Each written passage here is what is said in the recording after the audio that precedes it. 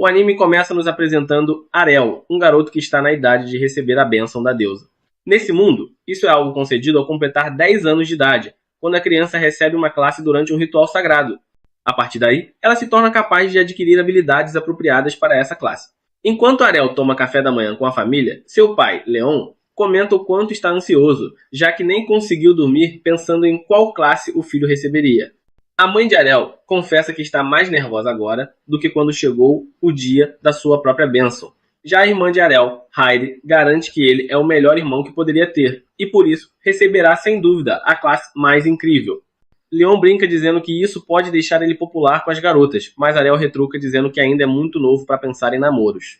Leon aproveita para lembrar que, quando tinha a idade do filho, já tinha várias meninas atrás dele, e que as coisas podem acontecer do mesmo jeito para Arel. Ele apenas suspira, sabendo que quando sua família começa a fantasiar, nunca mais para.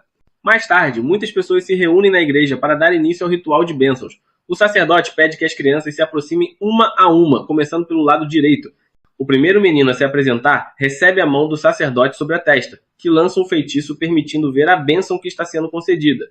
Chamas, o martelo e o cheiro de ferro aparecem diante de seus olhos, e o sacerdote anuncia que o garoto será um ferreiro. O menino corre animado para o pai, orgulhoso de poder seguir os passos dele. Em seguida, as outras crianças passam pelo ritual, cada uma recebendo sua classe. Enquanto isso, Arel espera calmamente na fila, sem demonstrar emoção. Sua irmã tenta tranquilizar ele, lembrando que a linhagem influencia bastante a classe e que com pais tão notáveis ele só pode receber uma bênção poderosa. Quando Arel finalmente se aproxima, sua família o anima e várias pessoas o reconhecem como filho do arquímago Leon e da princesa da espada Fara, 2 detentores de classes avançadas. Todos esperam que ele seja tão extraordinário quanto eles.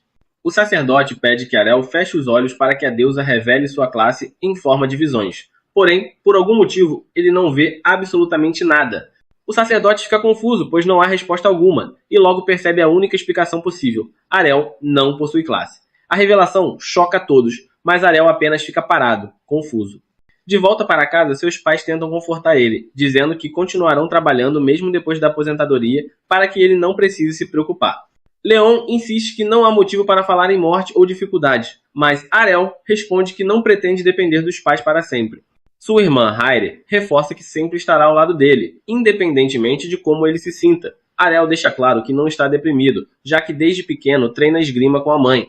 Mesmo quando a espada era pesada demais para suas mãos, Fara o apoiava, e graças a isso, suas habilidades melhoraram. Seria mais fácil com a classe de espadachim, mas, mesmo sem classe, ele já consegue lutar com maestria, pela prática constante.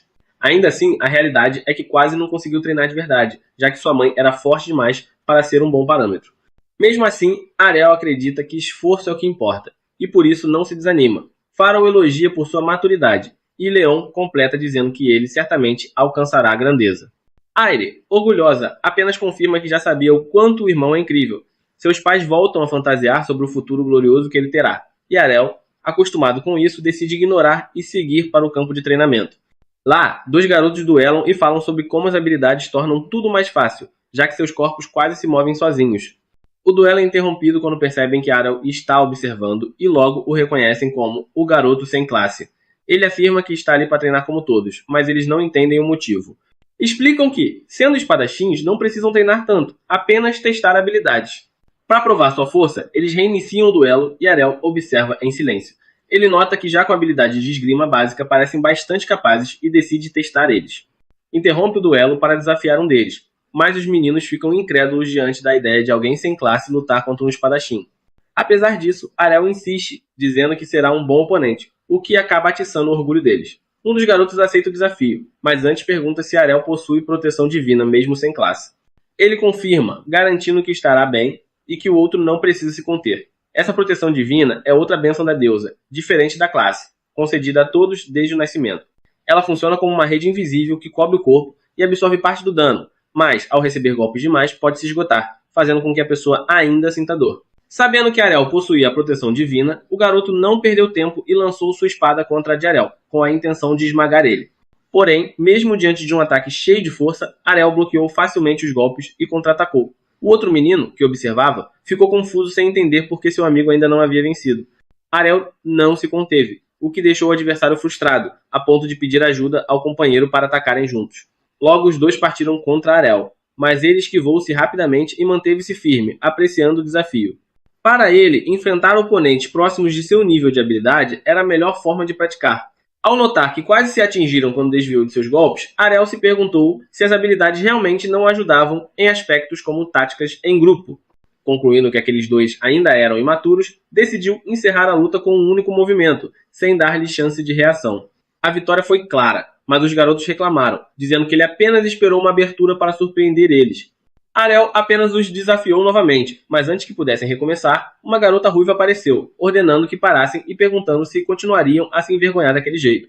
Ela afirmou que em uma batalha real, um verdadeiro espadachim deveria saber aceitar a derrota, e não agir como tolo. Um dos meninos se irritou, mas o outro conteve, revelando que aquela espadachim ruiva não era alguém comum. Ela se aproximou de Arel e o reconheceu como o filho da princesa da espada Fara. Diante disso, concluiu que ele devia ter herdado parte do talento inato da mãe, mesmo sem possuir classe. Contudo, também deixou claro que os dois garotos anteriores eram apenas novatos e que Arel não deveria se vangloriar por vencer eles. Então o desafiou a lutar com ela, afirmando que mostraria o que uma verdadeira espadachim podia fazer contra um sem classe como ele. Os meninos assumiram que ela estava ligada à guarda, e ela confirmou que seu pai era o Capitão Evans, homem famoso que Arel recordava visitar sua casa em busca de ajuda de Fara para caçar demônios. A ruiva destacou que seu pai era extraordinário, mestre na espada e líder respeitado, mas ainda assim todos sempre viam Fara como a melhor espadachim, algo que ela não conseguia aceitar. Arel percebeu que no fundo a garota estava irritada com sua mãe e descontava essa frustração nele. Ao ouvir isso, ela ficou ainda mais furiosa, acusando-o de pensar como todos, que Fara era melhor. Ele confirmou sem hesitar, dizendo que sua mãe era literalmente a pessoa mais forte do vilarejo.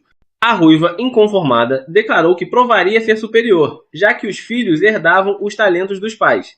Antes do duelo, garantiu que treinava havia 1 ano, já havia alcançado habilidades intermediárias e aprendido técnicas com o pai, portanto não havia chance de Arel vencer ela. Ele, por sua vez, respondeu que também fora treinado pela mãe e que não pensava em perder. Sem demora, ambos se lançaram em combate, trocando golpes rápidos e habilidosos, enquanto os meninos observavam surpresos. Era inacreditável que Arel realmente não tivesse classe, pois conseguia acompanhar alguém com habilidades intermediárias. A ruiva era claramente mais forte que os outros, mas Arel percebeu que a raiva a tornava descuidada, o que lhe dava uma chance de vitória. Quando encontrou uma abertura, avançou, mas para sua surpresa, ela usou a técnica chamada corte de dupla lâmina, lançando 2 golpes em um só movimento e empurrando-o para trás. Mesmo impressionada por ele ter bloqueado a tão curta distância, Arel caiu com dor, segurando o abdômen, e quis saber como ela havia atacado de 2 lados ao mesmo tempo. Ela explicou que era uma técnica especial, impossível para alguém sem classe resistir. Ele rebateu dizendo que não teria tanta certeza, e a ruiva admitiu que pelo menos coragem ele tinha. Dias depois, Arel despertou em seu quarto, ainda cansado, voltando a adormecer logo em seguida. Sua irmã, Aire, tentou acordar ele, e depois do café perguntou se ele voltaria ao treinamento especial. Lembrando que não precisava se esforçar tanto, já que ela sonhava criar um mundo onde ele pudesse viver confortavelmente. Arel ignorou suas fantasias e saiu, deixando-a preocupada, pois desde o dia em que voltou cheio de ferimentos, vinha passando longas horas fora de casa. Para acalmar ela, Fara mostrou-lhe uma caixa cheia de espadas de prática quebradas, explicando que todas haviam sido usadas por Arel. A luta com aqueles garotos acendeu algo nele, fazendo-o treinar sem descanso. Aire admitiu estar impressionada, pois nem mesmo a ausência de uma classe o havia impedido de crescer. Na verdade, parecia estar prosperando. Ainda assim, ela seguia decidida a criar um mundo melhor para o irmão. Em outra cena, vemos Arel treinando na floresta, conseguindo executar 2 cortes ao mesmo tempo, assim como a ruiva havia feito. Ele sorriu satisfeito, sabendo que os golpes que recebeu de propósito para aprender a técnica realmente haviam valido a pena. De repente, um goblin salta dos arbustos para atacar ele, mas Arel reage instantaneamente usando o corte de dupla lâmina com perfeição. O monstro cai derrotado no mesmo instante, mas logo um rugido ecoa, revelando a presença de uma criatura muito maior e perigosa, próxima demais da vila. Ele sabe que deveria avisar a guarda imediatamente, mas antes que consiga partir, ouve o grito de uma criança vindo daquela direção. Sem tempo para buscar ajuda, decide correr ele mesmo para socorrer quem estiver em perigo. Escondido entre a vegetação, enxerga a garota ruiva com quem havia duelado no campo de treinamento. Ela está gravemente ferida, tendo enfrentado um goblin enorme. Era incomum que esses monstros chegassem tão perto da vila, mas ao notar marcas de treino em uma árvore, Arel entende que a ruiva vinha praticando no bosque e acabou atraindo a atenção deles. Dessa vez, um goblin de grande porte a encontrou. Arel se prepara para lutar. ciente de que contra inimigos gigantescos precisa focar mais na postura do corpo do que na força do pulso. O tempo de reação é tudo, mas ele sabe que possui o necessário para derrotar o monstro. A ruiva, exausta, apenas aguarda a própria morte, resignada. Porém, antes que o Goblin termine o trabalho, Ariel acerta o movimento no instante perfeito, cortando a criatura ao meio. Ela observa em choque, mas logo desmaia devido à perda de sangue. Ele a segura antes que caia no chão e percebe que a proteção divina dela havia se esgotado. Pergunta então pela água sagrada, mas ao ver a garrafa quebrada, decide oferecer a sua própria. Depois de beber e se recuperar, em vez de agradecer ele, a ruiva exige saber qual técnica ele usou. Ariel responde que foi o corte de dupla lâmina, mas ela não acredita, já que a habilidade exige que alguém possua a classe correspondente. Ele admite que é realmente complicada, mas foi exatamente por isso que treinou o dobro. Para ele, qualquer um com força, velocidade e sincronia suficiente pode realizar ela, já que a potência vem do impulso. Além disso, revela que só conseguiu aprender porque ela usou essa técnica várias vezes no duelo anterior. Observá-la de perto foi a chave para decifrar o movimento, e desde então ele não parou de pensar nisso. A confissão a deixa sem jeito, mas também confusa, pois sabia que não era algo tão simples, embora tivesse testemunhado com os próprios olhos. Ariel explica que odeia perder e, por isso, treinou duro para garantir a vitória na próxima vez que se enfrentassem. Ao entender isso, a ruiva o desafia para uma revanche, dizendo que, já que ele salvou sua vida e lhe deu a água sagrada, era o mínimo que poderia fazer. Ariel aceita e, durante o combate, surpreende-a com um terceiro corte dentro da técnica, algo impossível de se imaginar. Ela não entende como é possível, já que o movimento deveria ser limitado a 2 golpes. Ele explica que, como não depende de uma habilidade oficial, sua versão não sofre restrições, podendo ser modificada conforme suas próprias capacidades. Mesmo assim, a ruiva insiste que aquilo não passava de uma imitação sem classe, e que jamais poderia ser mais forte que a técnica de um verdadeiro espadachim. Ariel, sabendo que ela não seria convencida apenas com palavras, decide provar na prática. Ela se prepara para enfrentar os 3 cortes, mas Ariel é mais rápido do que ela pode acompanhar, e consegue encurralar ela. Ele explica que melhorou sua velocidade depois de observar sua versão refinada do corte de dupla lâmina, ajustando os detalhes de sua execução até superar o próprio limite. Sem alternativas, a ruiva aceita a derrota, enquanto Ariel se despede satisfeito. Dias depois, durante o jantar, Farah comenta que a filha do Capitão Evans partiu rumo a Breja, a chamada Cidade das Espadas. Ela mesma havia vivido lá no passado, quando fazia parte de um antigo grêmio antes de se casar. Ao ouvir isso, Ariel começa a pensar que também gostaria de ir até lá, não só para conhecer o lugar, mas para descobrir até onde pode chegar em força e habilidade mesmo sem possuir uma classe. Assim se encerra o primeiro capítulo, deixando claro que sua jornada apenas começou. 5 anos depois, em algum lugar de uma floresta, uma carruagem com meia dúzia de passageiros seguia em direção a Brécia, a cidade das espadas. O cocheiro informou que, ao cruzarem as montanhas à frente, chegariam a Brécia. Ao ouvir isso, uma passageira da classe duelista de espadas ficou animada, pois sempre foi seu sonho visitar o lugar.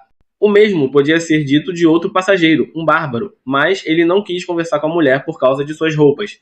Ele reclamou do tamanho exagerado da espada dela, o que a ofendeu profundamente, quase resultando em uma briga dentro da carruagem. Felizmente, o cocheiro conseguiu acalmar ambos ao massagear seus egos, lembrando como eram incríveis por pertencerem a classes avançadas. Vendo que eram bons em combate, o cocheiro pediu que usassem seus poderes para derrotar uma horda de orcs que se aproximava, mas, quando perceberam que entre os inimigos estava o próprio rei orc, tanto a duelista quanto o bárbaro perderam toda a confiança. O bárbaro foi o primeiro a fugir covardemente, seguido pela mulher da espada gigante, abandonando os outros passageiros indefesos. O cocheiro, desesperado, não sabia o que fazer, até que um dos passageiros desceu da carruagem. Era Ariel, que avançou corajosamente contra os inimigos com tamanha velocidade que parecia invisível. O cocheiro reconheceu a técnica como Blink Dash e ficou boquiaberto ao ver ele enfrentar centenas de orcs sozinho. Enquanto Ariel girava sua espada como se dançasse, derrotando inimigos com leveza e precisão, o cocheiro ficou atônito. Reconheceu aquele movimento como a dança da espada da princesa, uma habilidade que teoricamente só poderia ser dominada por mulheres dessa classe. Não conseguia entender como aquele rapaz conseguia usar ela. O que ele não sabia era que Ariel, apesar de ser sem classe, era absurdamente abençoado, ou como se diria, fruto do puro nepotismo.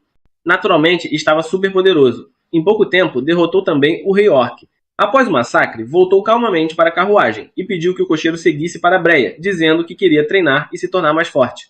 O cocheiro riu, sem acreditar, pensando que aquele garoto não precisava de mais treino nenhum, pois já era forte demais. Mal sabia ele que Ariel não possuía sequer uma classe definida. Então vemos um flashback de 5 anos antes, mostrando como Ariel dominou a técnica da dança da espada de sua mãe, Farin. Na época, após incontáveis treinos, conseguiu reproduzir a habilidade do corte das lâminas gêmeas. A mãe, que já havia desistido dele por acreditar que era um fracasso, não conseguia acreditar no que via.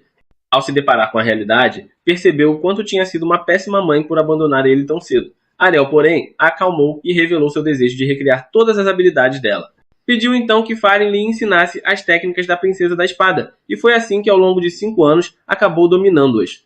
De volta ao presente, Ariel finalmente chega a Breia, a cidade das espadas. Enquanto caminhava pelas ruas, pensando em qual lugar visitar primeiro, uma garota apareceu sorrateira atrás dele.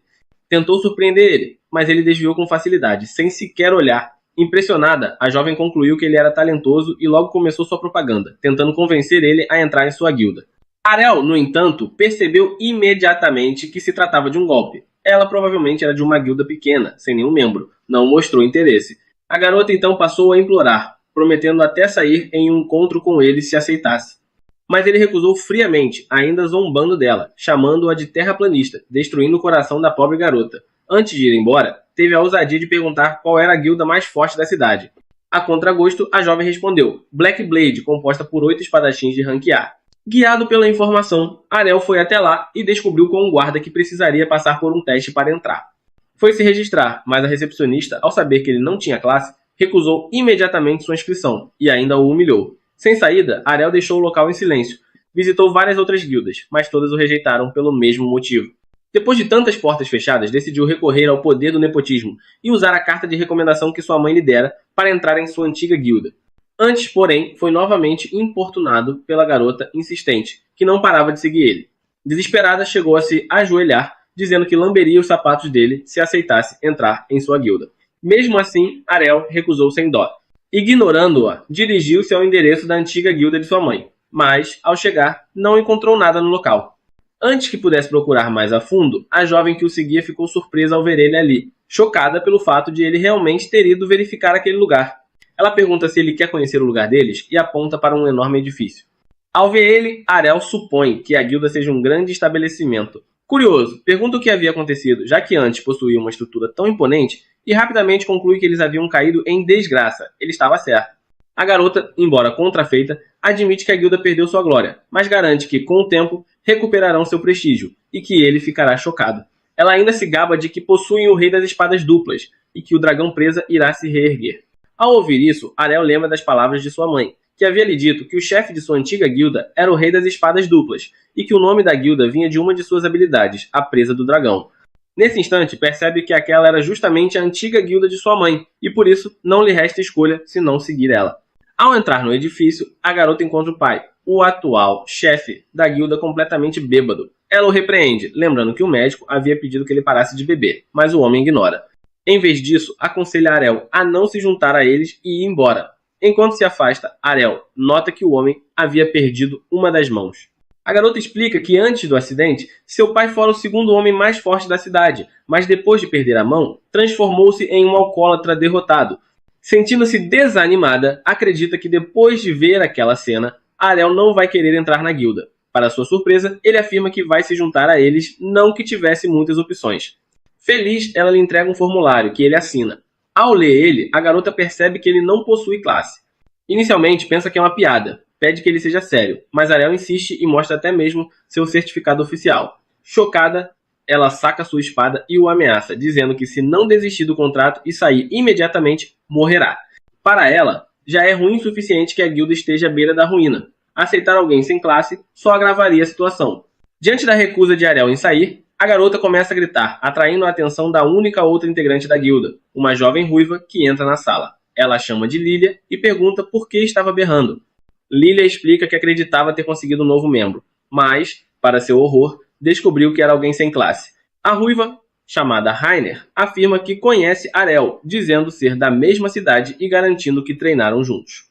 Ariel nega com veemência, admitindo apenas que treinou com um garoto de cabelos ruivos, filho do Capitão Evans. Rainer o olha com desprezo e revela que o capitão só teve uma filha, ela mesma. Tanto Ariel quanto eu ficamos surpresos, pois ambos havíamos tomado a jovem por um homem. Ariel pede desculpas pela confusão, e Rainer admite que mudou bastante desde que começou a cuidar de seus cabelos.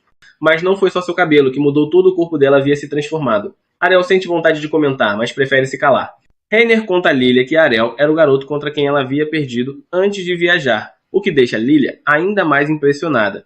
Já Rainer fica animada, pois vê a chance de provar o quanto evoluiu nos últimos 5 anos. Pergunta se ele gostaria de um duelo amistoso no campo de treinamento, e ele aceita. Ao chegarem ao campo, Arel elogia o tamanho do lugar. Enquanto se prepara, Lilia questiona se Reiner realmente quer lutar contra alguém sem classe. Reiner entra na arena e Arel modera os preparativos. Ela inicia a luta com a mesma técnica de lâminas gêmeas de antes. Confiante, Arel tenta neutralizar o golpe como já fizera no passado, mas desta vez a lâmina dela prevalece, atingindo-o. Reiner sorri e lembra que passou os últimos anos aprimorando-se. Ele podia até ter a mesma técnica, mas jamais venceria sua espada, que agora carregava o peso das habilidades avançadas de uma espadachim da classe Blademan. Arel reconhece que ela havia progredido, mas se pergunta por que ela lhe revelara sua força. Ela responde que queria que fosse uma luta justa, ainda que soubesse que ele não teria chance. Sua lâmina agora era tão poderosa que, caso o atingisse com força total, poderia matar ele. Por isso, Arel passa a se defender. Reiner aproveita o momento em que acredita ver uma brecha e desfere um golpe, mas Arel desaparece e reaparece atrás dela, atingindo-a com uma nova técnica, a habilidade da pós-imagem, reservada apenas para quem possui classe. Atônita, Reiner pergunta como ele aprendera aquilo sem ter classe. Ele apenas responde que o trabalho árduo pode superar qualquer barreira. No entanto, percebe que seu golpe não causou qualquer dano. Reiner então revela que adquiriu outra habilidade, uma técnica que oculta ferimentos. Não importava quantos ataques recebesse, ela não sofreria danos aparentes. Diante disso, Arel decide usar algo mais poderoso. Executa um contra-ataque herdado de sua mãe, a Princesa da Espada, e dessa vez Reiner não consegue resistir, ficando gravemente ferida. Ela cai no chão e chora por ter perdido de novo, mesmo depois de ter ficado mais forte. Arel elogia sua força, mas revela que ele também ficou mais resistente. De fato, muitas coisas devem ter acontecido para que ele chegasse a esse nível. Lilia aparece trazendo a água espiritual e o repreende por fazê-la chorar. Reiner, por sua vez, se afasta em lágrimas. Então, Lilia leva Arel para dentro e o recebe no Grêmio. Ele lembra a ela que antes queria que ele fosse embora, mas agora era tarde. Ele já havia assinado o contrato e não tinha mais escolha. Arel pergunta como o Grêmio tinha sido destruído e Lilia revela que estavam endividados. Ele insiste em saber quanto deviam e ela sussurra o valor em seu ouvido.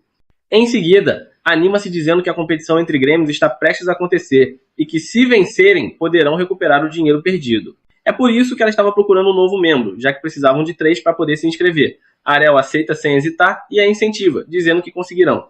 Mas percebe que Lilia ainda demonstra relutância. Ao questionar ela mais a fundo, ela acaba revelando que todos os outros grêmios têm 5 membros, e eles teriam de lutar contra 5 sozinhos. Em vez de desanimar, isso motiva ainda mais Arel, pois significa que ficará mais forte com o desafio. O pai de Lilia, observando-os da porta, também se sente encorajado. Arel então pergunta por que Reiner havia permanecido ali apesar das dificuldades, e Lilia explica que, quando chegou à cidade, Reiner foi rejeitada por todos até que seu pai a acolheu. Isso faz Arel concluir que Reiner se sente em dívida com ele. Mas a verdade é que Reiner não mudou, quem mudou foi Lilia, que amadureceu, assim como Arel. E agora, ambos nutrem grandes esperanças para o futuro do Grêmio, confiando que, com esforço, poderão se reerguer. No dia seguinte, Arel acorda em um quarto estranho, mas logo se lembra de que agora está morando na sede da Guilda Presa do Dragão. Ao sair do quarto, ele encontra Lilia e Rianner sentadas à mesa e as cumprimenta. Lilia pergunta se ele dormiu bem, e Arel responde com um aceno, dizendo que fazia tempo que não descansava em uma cama de verdade. Percebendo que Rianner está completamente calada, ele se pergunta se ela ainda está chateada por ter perdido para ele. Lilia interrompe seus pensamentos, animada, anunciando que eles finalmente estão elegíveis para o torneio das guildas. Radiante, ela revela que a Presa do Dragão já está inscrita e pronta para lutar. Curioso, Arel pergunta se o prêmio em dinheiro será suficiente para quitar as dívidas da guilda. Lilia confirma e começa a explicar as regras da competição, dizendo que para vencer precisam eliminar todos os membros das guildas inimigas. Rianner demonstra preocupação, temendo que enfrentem adversários fortes em desvantagem numérica. Mas Lilia continua otimista, acreditando que a chance de enfrentarem espadachins de classe A é baixa, e que estão bem por terem 2 espadachins de classe B entre eles. Arel, confuso com essa classificação, pergunta o que isso significa. Rianner ri com desdém de sua ignorância, e Lilia explica que as classificações de espadachins vão de D até A, baseando-se na força individual. Ela também revela que existem apenas 20 espadachins ranqueados em toda a cidade de Breia, e tanto ela quanto Rianner são de classe B. Mesmo que Arel tenha derrotado Rianner, Lilia não acredita que ele possa ser um ranqueado, devido à imensa diferença de poder entre as categorias. De repente, Lilia se lembra de que o anúncio dos pares de batalha do torneio está prestes a sair e corre para verificar. Logo depois, Rhaenyra também se levanta, e Arel pergunta para onde ela vai. Ao ouvir que ela vai treinar, ele pede confirmação sobre o fato de ela ser uma espadachim de poder e pergunta se ela possui outras habilidades além da sua principal. Então, Rhaenyra explica sobre a habilidade chamada Guts, que fortalece sua barreira de proteção. Interessado em aprender essa técnica, Arel se aproxima e segura as mãos dela, o que a faz corar e pensar que ele está sendo romântico. Mas, para sua surpresa, ele pede que ela o ataque com a bainha da espada. Arel diz que assim eles podem ficar mais próximos, mas Rhaenyra responde que não é maluca o suficiente para esse tipo de relacionamento. Ele então esclarece que quer aprender a habilidade Guts e acredita que a melhor forma de dominar ela é resistindo repetidamente a golpes, já que o poder consiste em aumentar a resistência. Rhaenyra tenta lembrar ele de que essas habilidades são bênçãos concedidas pela deusa e não podem ser aprendidas tão facilmente. Porém, Arel rebate dizendo que já aprendeu técnicas como Twin Slice e Shadow, o que a deixa em silêncio. Determinada, Rhaenyra o leva até o campo de treinamento. Arel pede para usar a espada pesada dela, acreditando que não teria força para empunhar ela, mas a surpreende ao manejar ela com facilidade. Ele diz que isso é resultado de incontáveis horas de treino, e afirma estar confiante em aprender a habilidade. Impressionada, Rhaenyra reconhece o esforço de Arel e decide ensinar ele. Ela o avisa de que não vai pegar leve, e ele, sorrindo, diz que se sente sortudo por ter uma mulher tão forte de sua terra natal. Envergonhada novamente, Rhaenyra ergue a espada e o treinamento começa. Enquanto os dois treinam intensamente, Lilia surge correndo, desesperada com as notícias. Chorando, ela revela que o primeiro adversário deles no torneio será a guilda Lâmina Negra, a mais forte de toda a cidade. Sabendo que o líder deles, George, é um sujeito cruel, Lilia teme que ele tente esmagar eles sem piedade. Ainda assim, ela decide enfrentar o destino e preparar o grupo o melhor possível. Quando Lilia vê Rhaenyra batendo em Arel, ela pensa que estão brigando por falta de trabalho em equipe. Rhaenyra tenta explicar que é apenas um treinamento especial, mas Lilia acredita que ela está descontando a frustração. Cansado, Arel se levanta reclamando de fome, mas Lilia o obriga a tomar água sagrada antes de comer. Os dias passam e chega o dia do torneio. Arel fica impressionado com o enorme coliseu e a multidão reunida. Ele ouve os espectadores comentando sobre a luta entre duas grandes guildas e apostando na Lâmina Negra, pois acham que a presa do dragão não tem chance. Lilia se irrita, mas Rhaenyra a impede de causar confusão. Arel fica surpreso ao descobrir que há apostas no torneio, e Lilia, com um sorriso astuto, nota que as chances estão em 20-1 contra eles. Arel se espanta com o número, mas Lilia o lembra furiosa de que isso significa que ninguém acredita na vitória deles.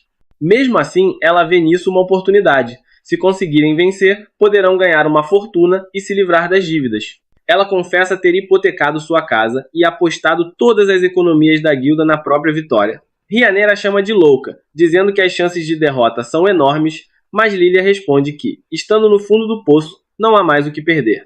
Nesse momento, George aparece, elogiando sarcasticamente o empenho de Lilia em defender a guilda do pai. Ele pergunta sobre o herói sem classe que ela recrutou, e Lilia percebe que ele está zombando. Fingindo preocupação, George afirma que está apenas triste em ver o declínio da guilda rival, uma mentira descarada que só aumenta a raiva dela. Ele zomba de Lilia, dizendo que organizou o confronto de propósito porque todos ficariam animados em ver a antiga guilda mais forte enfrentando a nova. George também afirma que deu a ela uma ótima chance de ganhar dinheiro com as apostas, mas ri, certo de que ela não tem como vencer seus espadachins ranqueados. Lilia responde que eles vencerão de qualquer jeito, e George sai, deixando-a furiosa. A Hall comenta como George é astuto, zombando por meio de palavras gentis. Logo chega a hora do torneio e o narrador começa a animar o público enquanto a multidão explode em gritos. Arel percebe que George não lutará contra eles e pensa que o líder talvez seja misericordioso, mas Lilia o lembra de que todos os membros da guilda inimiga são espadachins de rank A. Rhaenyra também acredita que eles não pegarão leve, o que deixa a Hall empolgado para ver as habilidades de guerreiros mais fortes. O narrador então anuncia o primeiro duelo entre Gil, da Lâmina Negra, e a Hall, o sem classe da presa do dragão. Ao entrar na arena, o público começa a cochichar sobre ele. A plateia se pergunta por que a presa do dragão enviou um fraco sem classe para ser humilhado, e Gil pensa que o combate será perda de tempo. Assim que o juiz dá início, Dio o teleporta na frente de Arel e o perfura com sua lança. Lilia se preocupa, mas Rhaenyra a lembra de que aquilo é apenas uma sombra. Quando a sombra desaparece, o sorriso arrogante de Dio vacila, e ele se vira para atacar outro corpo atrás de si, mas descobre que é outra sombra. Ele então nota duas figuras idênticas na arena e pensa que pode derrotar elas com sua habilidade de dash, até perceber uma terceira sombra surgindo atrás dele. As três avançam, e Dio as destrói, mas o verdadeiro Arrol aparece sob seus pés e o derrota com um único golpe. Dio cai no chão, confuso sobre como Arrol criou três sombras, e Arel responde que sua mãe consegue fazer 5 sem esforço. Com Dio derrotado, o narrador declara a vitória, e o público explode em aplausos. Lilia vibra, enquanto Rhaenyra fica chocada com a facilidade com que Arrol derrotou um espadachim de rank A. Enquanto os curandeiros levam Dio, Arel pensa que ainda precisa praticar mais antes de dominar o golpe crítico dele. A plateia fica surpresa por ele superar um espadachim sendo sem classe. George observa em silêncio quando o próximo duelo começa. O novo espadachim da Lâmina Negra ataca Arrol, que bloqueia com facilidade e o derrota com um golpe gêmeo cortante, vencendo novamente. No combate seguinte, o inimigo tenta usar uma adaga em curta distância, mas Arrol surge atrás dele como um fantasma e o derruba com um só ataque, até seus companheiros se espantam por ele vencer 3 partidas seguidas, e Rhaenyra pergunta a Lilia por que ela não está lutando. Lilia admite que não tem chances e prefere torcer por ele. Ela faz Rhaenyra se juntar aos gritos enquanto assistem Arel enfrentar um guerreiro com escudo. Arel desvia facilmente dos ataques do oponente, que duvida que ele seja realmente sem classe. Arel o elogia e diz que precisará desgastar ele aos poucos, já que não pode quebrar o escudo. O homem ri e diz que um herói sem classe não deveria conseguir isso. Arel responde que chegou ali com trabalho duro, mas o escudeiro afirma que esforço não supera classes. Fingindo atacar com a espada, ele tenta surpreender Arrol com uma investida de escudo, mas Arrol prevê o movimento e contra-ataca com sua habilidade de premonição. O golpe afasta o escudo e o homem fica chocado, achando que ele aprendeu com o adversário anterior. Arel reconhece que ainda não domina o contra, mas já consegue usar ele em combate. Ele repete o golpe e derruba o oponente de novo. Em seguida, pega o escudo do chão, enfurecendo o inimigo, que parte para atacar ele, mas Arrol desvia e o derrota com o próprio escudo. Com a quarta vitória, o público começa a duvidar se ele é mesmo sem classe, e os organizadores exigem ver sua carta de classe. Arel aceita e o narrador a insere em um cristal mágico. O público se cala quando o resultado confirma que ele é legítimo. George sente o peso da derrota, e até Rhaenyra começa a acreditar na vitória. Lilia fica irritada por não saber do poder total de Arrol antes, pois teria apostado ainda mais dinheiro. Rhaenyra comenta que não esperava que ele crescesse tanto, e se pergunta como ele treinou nos últimos 5 anos. Enquanto isso, Lilia decide que se casará com ele, pensando que, aconteça o que acontecer com a guilda, poderá reconstruir ela ao seu lado. Enquanto planeja, Arel sente um arrepio com a aura sombria dela. Por fim, o narrador anuncia o último lutador da Lâmina Negra, o Mestre Masamune. Arel nota que ele usa uma katana, e Rhaenyra reconhece que é um raro samurai. Sabendo que Masamune nunca lutou em público, Lilia conclui que ele é o trunfo da guilda rival. Quando o duelo começa, Masamune toca sua espada com calma, e Arel sente o peso de sua presença. Percebendo a hesitação de Arel, Masamune sorri e confirma que está esperando ele se aproximar para poder usar sua técnica suprema. Após ouvir a provocação, Arel começa a caminhar em direção a Masamune, que fica surpreso. Ele explica que não podem simplesmente ficar parados como árvores durante toda a luta, e que também quer ver os golpes mais fortes de Masamune. Masamune ri, dizendo que Arel não terá tempo de reagir ou observar se ele liberar sua técnica suprema. No entanto, Arrol continua confiante em sua própria velocidade e segue em frente. Ele nota que a espada de Masamune ainda está na bainha e se pergunta se ele vai lançar seu ataque final em apenas um golpe. Arel pensa em usar suas sombras, mas desiste, pois percebe que Masamune está focado demais para ser enganado. Ele para bem em frente ao oponente, sabendo que um único golpe decidirá o confronto. Ambos prendem a respiração. E quando Arrol dá seu passo final, Masamune ataca instantaneamente com um golpe relâmpago. Contudo, Arel desaparece diante dele, deixando Masamune chocado, já que ele se moveu tão rápido com o corpo real. Atrás dele, Arrol elogia a velocidade de Masamune, mas diz que a pessoa que o treinou é muito mais rápida. Ele então libera o golpe perfurante Tempest, que domina Masamune e o derruba no chão.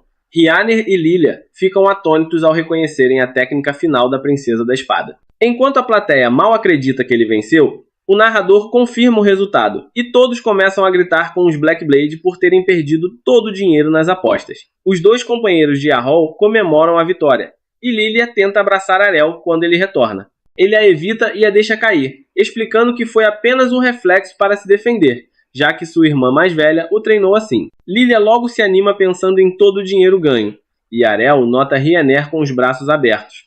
Ela percebe sua pose constrangedora e fica envergonhada, mas Arel diz que gostaria de abraçar ela sem a armadura.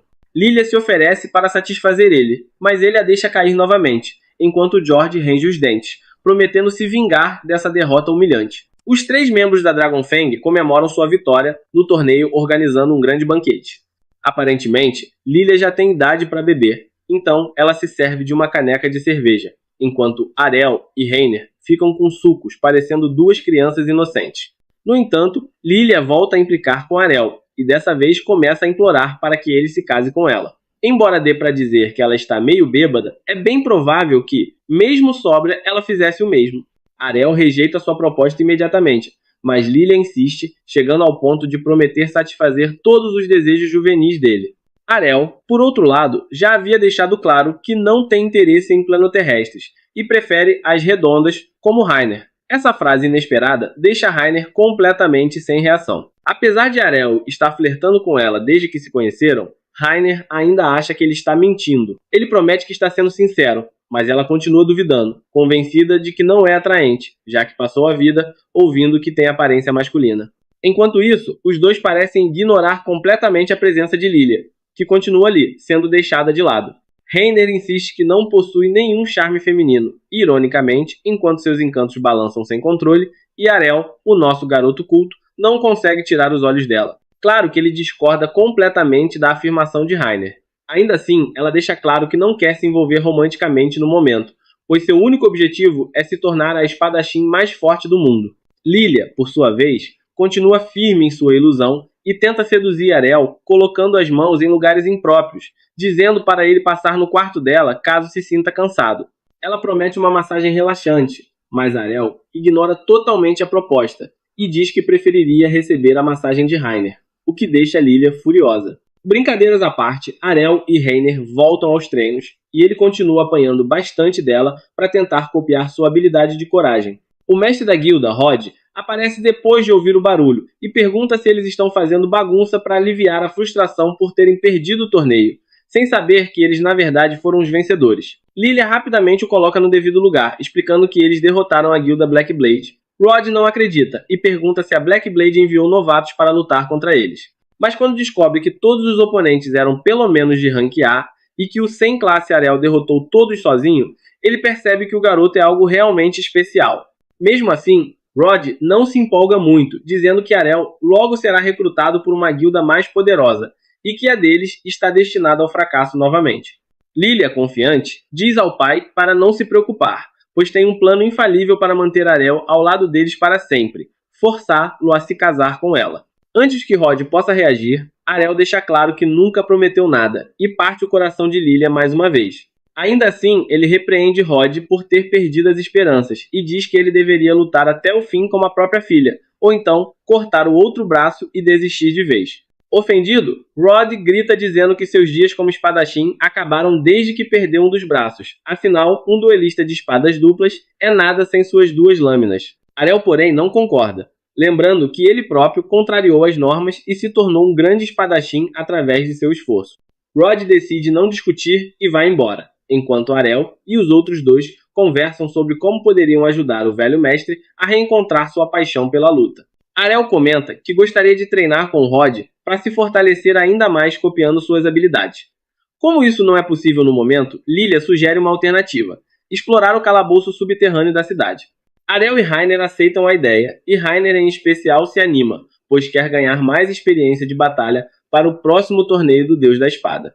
Arel, sem entender, pergunta o que é isso, e ela explica que o evento é o maior torneio da Cidade das Espadas, onde se decide quem é o espadachim supremo. Supondo que Arel também queira participar, Lilia traz um formulário de inscrição para ele, mas ao invés de assiná-lo, Arel o rasga. Ele percebe então que o papel era, na verdade, um certificado de casamento mais uma tentativa de Lilia. Para revidar, Arel segura Lilia e quase a estrangula de brincadeira até que ela peça desculpas. Enquanto isso, em algum lugar escuro e distante, uma maga sombria, a serviço de George, revela que vem espionando o grupo de Arel e informa seu mestre que eles partirão para o calabouço da cidade na manhã seguinte. Ao ouvir a notícia, um sorriso se forma no rosto de George, que começa a planejar um pequeno acidente na masmorra para eliminar Arel de vez. Na manhã seguinte, Lilia entra sorrateiramente no quarto de Arel, usando apenas suas roupas de dormir, esperando que, ao acordar, ele ficasse encantado com sua aparência fofa. Quando está prestes a lhe dar um beijo de bom dia, Arel desperta e a pune de forma merecida, literalmente esmagando o rosto dela. Mas ele não para por aí. Amarra Lilia à cama antes de sair do quarto, garantindo que ela não voltasse a incomodar sua paz. Mais tarde, o trio segue até a entrada da masmorra, onde descobrem que há vários círculos de teletransporte que levam a andares específicos, facilitando a vida dos aventureiros que desejam enfrentar monstros de um determinado tipo. Dentro da masmorra, eles encontram monstros do tipo armaduras vivas. Arel os derrota facilmente usando sua habilidade de avanço rápido, mas percebe que o problema é que esses monstros regeneram infinitamente. No entanto, isso os torna perfeitos para treinamento de esgrima, o que deixa Arel satisfeito. Ele nota, porém, que Lilia não participa das lutas e pergunta se ela sequer tem uma classe. Orgulhosa, ela responde que é uma espadachim e se oferece voluntariamente para ensinar a Arel todas as suas habilidades. Arel, no entanto, rejeita a oferta, já que ele já domina todas as técnicas da classe avançada de espadachim, a princesa da espada, a mesma classe de sua mãe. Isso torna Lilia completamente inútil, algo que Arel não hesita em dizer em voz alta, para a humilhação dela. Mesmo assim, Lilia insiste que ainda pode ensiná-lo algo mais valioso, compaixão. Ao ouvir isso, Arel e Rainer apenas a encaram por um instante antes de ignorar completamente sua existência. Enquanto os dois espadachins avançam, ouvem gritos de socorro à distância e decidem investigar. Encontram um garoto ferido, deitado em uma poça de sangue, alegando ter caído em uma armadilha que saiu do controle. A situação não parece fora do comum, já que todos sabem que acidentes assim são frequentes dentro da masmorra. Rainer se oferece para levá-lo a um local seguro, mas o garoto insiste que precisa que salvem primeiro seus amigos.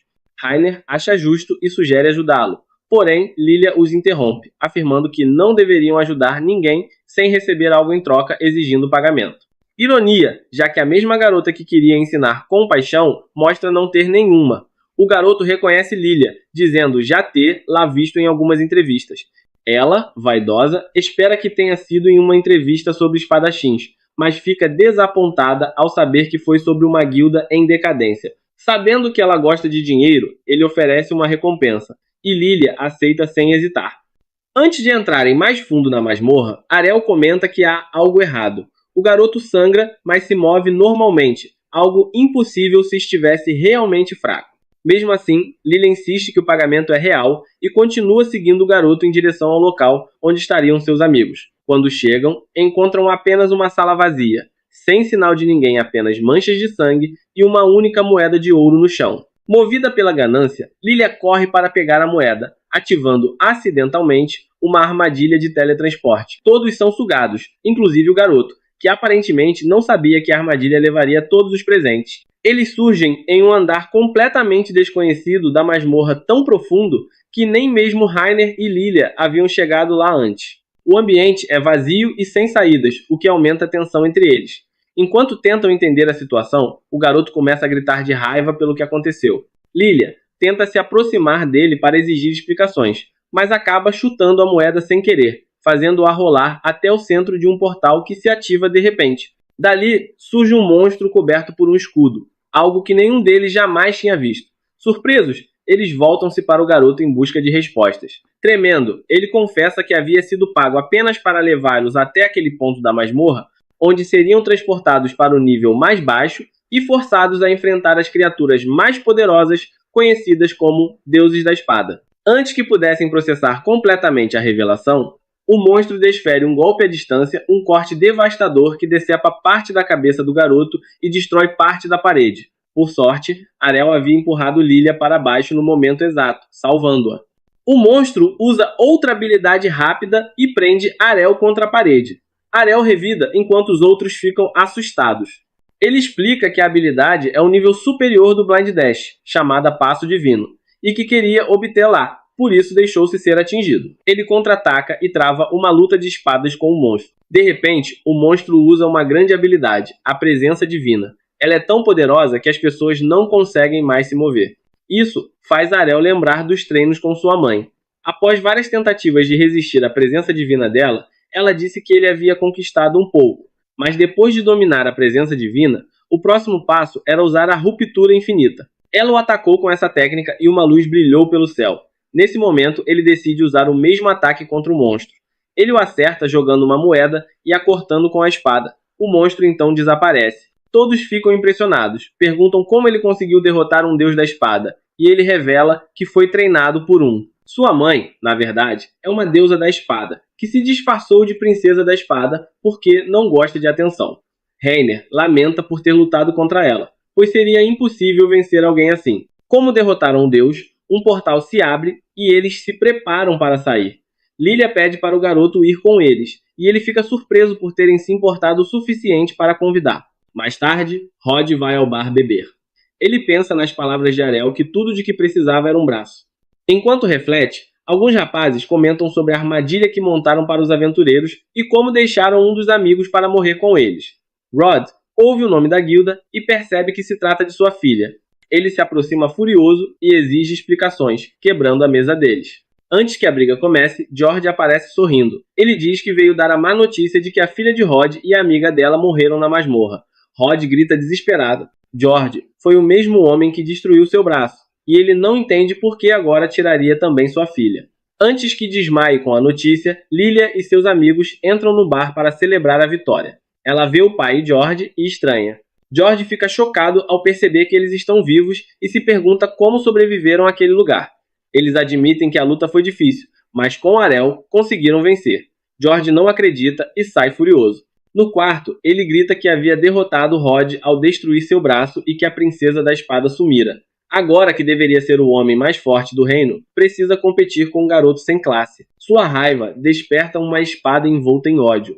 A espada oferece ajuda a ele. Será que ele aceitará a oferta? De volta à guilda da Presa do Dragão, Lilia descobre que as chaves preliminares do torneio do Deus da Espada foram finalmente divulgadas. No entanto, há um grande problema. Ela e Ariel foram colocados no mesmo grupo, o que significa que mais cedo ou mais tarde ela terá que enfrentar ele. Mesmo que isso não aconteça, Lilia sabe muito bem que Ariel é o único com chances reais de avançar. Enquanto ela lamenta sua má sorte, Ariel a ouve, mas a ignora completamente e passa a perguntar a Reiner sobre os detalhes do torneio. Reiner explica que o torneio do Deus da Espada é tão famoso que, todos os anos, milhares de pessoas de todo o país participam, o que obriga os organizadores a realizarem uma fase preliminar para reduzir o número de competidores antes das eliminatórias principais. Lilia suspira frustrada, dizendo que seus sonhos de vencer o torneio foram destruídos mais uma vez. Ariel, impiedoso, ainda faz questão de salgar a ferida, dizendo que uma perdedora do nível dela devia se sentir grata apenas por ter sido selecionada para as preliminares. Em seguida, volta a ignorar ela completamente e pergunta a Reiner sobre os adversários de Lilia. Reiner consulta a lista, mas não reconhece nenhum dos nomes. Apesar disso, Lilia promete a si mesma que fará o possível para passar das preliminares. Determinada, ela decide treinar na masmorra, mas nem Reiner nem Ariel querem acompanhar ela. É então que seu pai, Rod, entra na sala e, ao ouvir o plano da filha, a adverte para tomar cuidado, pois acredita que Georg tentará armar outra armadilha. Lilia garante que ficará bem e parte sozinha.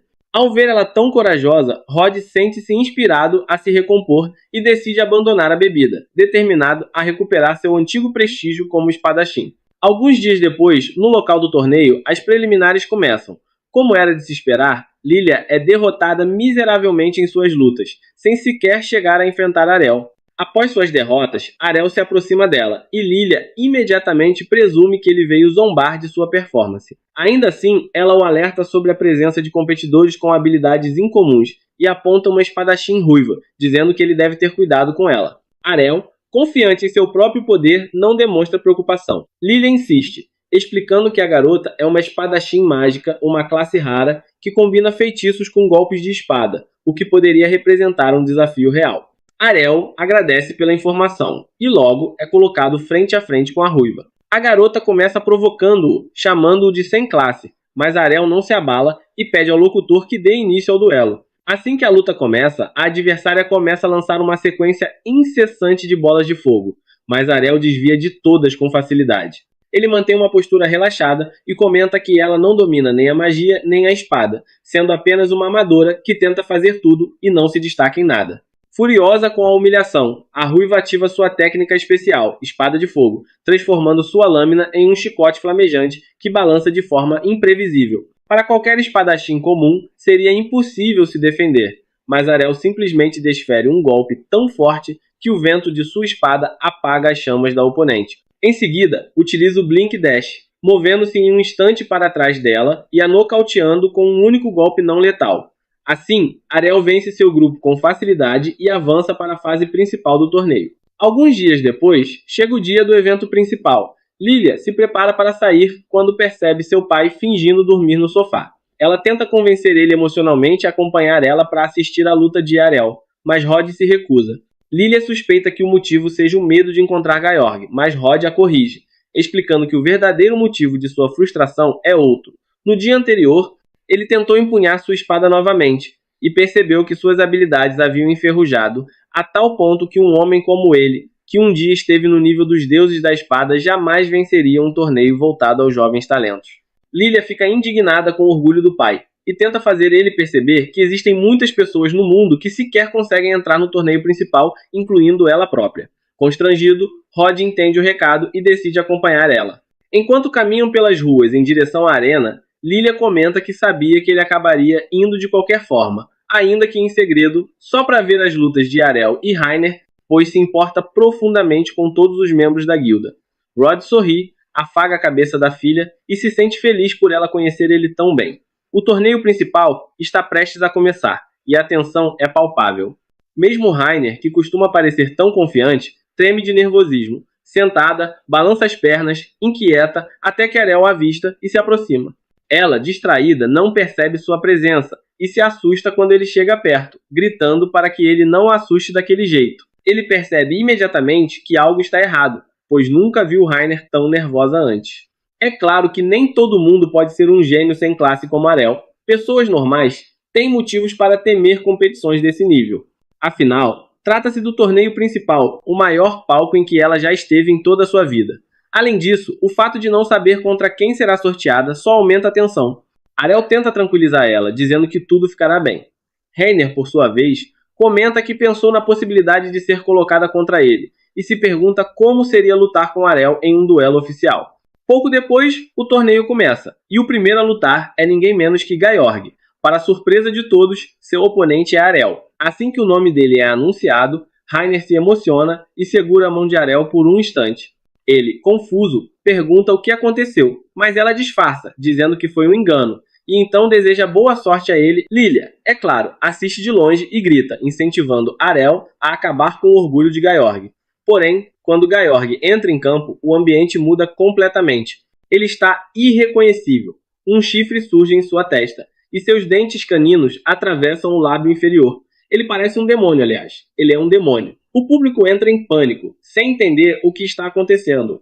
Rod, entretanto, reconhece imediatamente o que está diante de seus olhos. Trata-se de um demônio antigo, possuidor de uma espada amaldiçoada. Ele sabe o quão letal essa criatura é, e, tomado pelo desespero, grita para Ariel não lutar e não se aproximar da espada. Ao ouvir o grito, o demônio agora no corpo de Georg se enche de emoções. Alguém daquela geração ainda o reconhecia, o que o empolga, pois acreditava ter sido esquecido havia muito tempo. Lilia fica chocada ao ver Georg possuído e olha para o pai, pedindo uma explicação. Rod então revela que a espada empunhada por Georg é a mesma usada pelo deus da espada lendário para derrotar o demônio original. Segundo antigas histórias, a lâmina havia sido selada justamente por estar cheia de rancor e maldição. Ao que tudo indica, Georg, em sua arrogância, tentou usar o poder da espada e acabou sendo dominado pelo espírito maligno que nela habitava. Em meio ao caos, as pessoas começam a comentar que aquele demônio havia destruído uma cidade inteira num piscar de olhos e que sua força era devastadora. O pânico se espalha e o público tenta fugir do local. O demônio, porém, se diverte com o medo coletivo. Ele se apresenta como Durgala, vangloriando-se de ser o lendário demônio que ninguém jamais conseguiu vencer. Com um golpe no chão, Durgala ergue um campo de energia que sela a arena, impedindo qualquer um de escapar. Ele ri de forma insana, mas se surpreende ao perceber que alguém permanece diante dele, disposto a lutar. Arel. O demônio o chama de tolo e pergunta se ele tem desejo de morrer. Arel, calmo e determinado, responde que o único motivo pelo qual está ali é porque acredita poder derrotar ele. Ele lembra Durgala de que, no passado, ele foi derrotado pelo Deus da Espada, o que prova que não é invencível. Durgala, confiante, retruca dizendo que herdou as memórias de Gaiorg e sabe que o Deus da Espada está morto, portanto, ninguém seria capaz de deter ele agora. Arel apenas sorri, deixando claro que sabe algo que o demônio ignora. O Deus da Espada ainda vive. Sem mais palavras, Arel parte para o ataque. Ele usa a técnica Passo Divino, um movimento que só o Deus da Espada dominava, o que deixa Durgala completamente surpreso. Ele não entende como um garoto sem classe poderia usar algo assim. O demônio, então, contra-ataca violentamente, utilizando as habilidades de Gaiorg e o corpo do Imperador da Espada que agora controla. Ele golpeia Arel com tanta força que o faz ser arremessado ao chão. Convencido de que venceu, o demônio começa a rir até que Arel se levanta novamente. Graças aos treinos exaustivos com Rainer, ele havia desenvolvido resistência e controle corporal excepcionais. Percebendo que o inimigo não está de brincadeira, Arel decide ir com tudo. Ele ativa o Ruptura Infinita, lançando uma sequência devastadora de golpes contra Durgala até acertar o golpe final, que o derruba pesadamente no chão. Aproximando-se do corpo caído, Arel afirma que, sem proteção divina, o demônio não conseguirá se levantar novamente. A multidão explode em comemoração, acreditando que o pesadelo acabou. Rainer corre até Arel para verificar se ele está bem. Mas, sem que ninguém perceba, o verdadeiro perigo ainda está ali. Durgala não era o corpo de Gaiorg, ele é a espada. O corpo de Gaiorg, fraco e exaurido, cai, mas a lâmina permanece viva, buscando um novo hospedeiro. A espada amaldiçoada flutua no ar, analisando os presentes, e encontra um novo alvo, Rod. Antes que alguém possa reagir, a lâmina deixa o corpo de Gaiorg e voa em direção a ele. Arel protege Rainer, enquanto Rod tenta proteger Lilia. No entanto, a espada o possui, e Durgala, agora dentro do corpo de Rod, segura Lilia como refém. Arel percebe finalmente que o verdadeiro demônio é a espada e promete destruir ela de uma vez por todas. Durgala ameaça matar Lilia se Arel se aproximar, mas Arel não demonstra medo. O demônio tenta manipular ele, lembrando-o de que Lilia é sua futura esposa e que ele certamente não desejaria ver ela morta. Arel apenas ri e responde friamente, ele não se importa tanto assim com ela. Incapaz de acreditar na verdade, Durgala revela que viu na memória de Rod que Lilia havia contado a ele sobre seu suposto relacionamento com Arel. No entanto, Durgala não sabe que Lilia estava apenas sonhando acordada. Arel diz que não se importa com Lilia e que poderia matar ela junto com Durgala se quisesse. Isso fere Lilia, mas sua segurança é a prioridade. Arel a manda ficar calma, pois Durgala não pode machucar ela. Para surpresa de todos, ele está certo. Rod está lutando contra o espírito de Durgala, por isso ainda não se transformou em demônio. Rod retoma o controle de seu corpo e reage, dizendo que, se Durgala tivesse se aproximado dele alguns dias antes oferecendo o poder demoníaco, ele teria aceitado, mas agora seu espírito é forte. Depois de conhecer Arel, ele acredita que qualquer um pode conquistar a vida e o futuro que deseja. Então ele luta com todas as forças, consegue se libertar do domínio de Durgala e lança a espada para Arel, que a destrói imediatamente. Esse é o fim definitivo de Durgala, e toda a cidade comemora.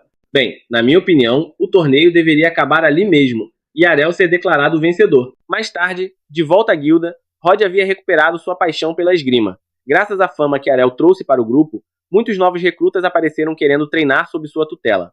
No entanto, Rod, impiedoso como sempre, os atacava com intensidade, gritando que precisavam parar de depender tanto de suas habilidades especiais e aprender a se defender de verdade. Os alunos, completamente exaustos, imploravam por misericórdia, dizendo que não aguentavam mais aquele treinamento infernal. Enquanto isso, um dos estudantes tentava se esconder atrás de uma parede próxima, mas Lilia o flagrou. Ela o repreendeu, perguntando por que estava fugindo do treino, e o rapaz respondeu que Rod estava pegando pesado demais e precisava de uma pausa. Lilia admitiu que seu pai realmente havia se tornado muito mais apaixonado pela esgrima desde que conheceu Arel. Falando em Arel, o rapaz perguntou onde ele estava, já que não havia aparecido o dia inteiro. Lilia contou que Arel havia deixado a guilda recentemente e que Lena também se foi, já que saiu para procurar ele. Lilia, que até então vinha se segurando, acabou desabando em lágrimas, dizendo que não achava justo Ariel ter partido e deixado-a para trás.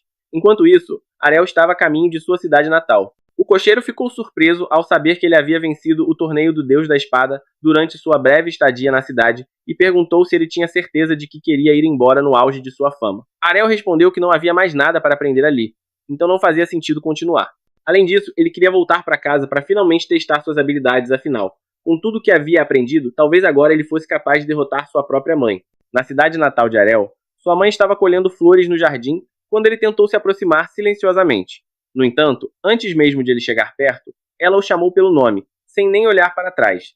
Disse que estava feliz em ver ele novamente, e comentou que ele havia ficado muito mais forte, já que ela não conseguiu sentir sua presença até que ele estivesse a poucos metros. Ariel contou de maneira direta que havia vencido o torneio do Deus da Espada, e sua mãe se mostrou empolgada, dizendo que também havia ganhado o mesmo torneio quando era jovem. Mas antes que Ariel pudesse desafiar ela para um duelo, ela se moveu com uma velocidade impressionante, aparecendo diante dele sem que ele conseguisse reagir. Ela estava apenas brincando, mas deixou claro que, se estivesse empunhando uma espada em vez de uma flor, ele teria se ferido seriamente. Foi exatamente por isso que ele queria treinar com ela novamente. Farah concordou em lutar, mas disse que, se o fizessem ali, acabariam destruindo a casa. Então o convidou para irem ao campo de treinamento atrás da montanha.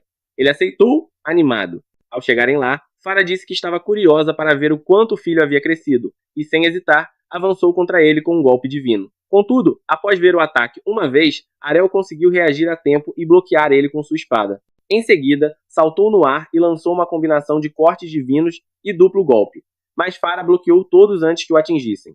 Impressionada, ela elogiou a habilidade dele de combinar duas técnicas diferentes. Ariel, por sua vez, perguntou qual habilidade ela havia usado para se defender, já que nunca vira nada parecido, mas ela respondeu que não usou nenhuma técnica, apenas golpeara normalmente. Observando-a, Ariel aprendeu uma lição importante. Não deveria depender tanto de habilidades especiais, pois o domínio puro da espada também tinha um poder incrível. Enquanto isso, de volta à vila, os moradores começaram a ouvir estrondos vindos da floresta e entraram em pânico, achando que um monstro poderoso estava atacando. Mas na verdade era apenas Ariel e Farah lutando com tudo que tinham. Farah tentou usar sua presença divina para desacelerar Ariel, mas ele já havia dominado essa técnica, então não teve efeito algum. Impressionada com o progresso do filho, Farah avisou que iria apelar de verdade, e Ariel respondeu que faria o mesmo. Os dois avançaram um contra o outro e se chocaram com um golpe supremo, o Ruptura Infinita. Enquanto isso, Lena também havia retornado à cidade natal, mas não encontrou ninguém em casa. Suspeitou que os estrondos que ouvira tivessem algo a ver com isso, mas não se importou, tudo o que queria era ver Ariel novamente. Bateu à porta e, para sua surpresa, uma garotinha abriu. Pensando ser a irmã mais nova de Ariel, Lena perguntou por ele, mas a menina olhou para seu busto generoso e, tomada por ciúme, chamou-a de vaca antes de tentar fechar a porta. Sem entender o motivo da ofensa, Lena segurou a porta e explicou que só queria conversar com Ariel. A garotinha, no entanto, insistiu que ele nunca se interessaria por uma vaca como ela. Nesse momento, Ariel e Farah voltaram, e Farah imediatamente repreendeu a filha por ser mal educada com a visita. A menina correu para abraçar o irmão, feliz por ver ele, mas perguntou por que ele e a mãe estavam tão machucados. Farah explicou que eles haviam lutado e se empolgado demais. Quando a garota perguntou quem venceu, Farah contou que Ariel saiu vitorioso.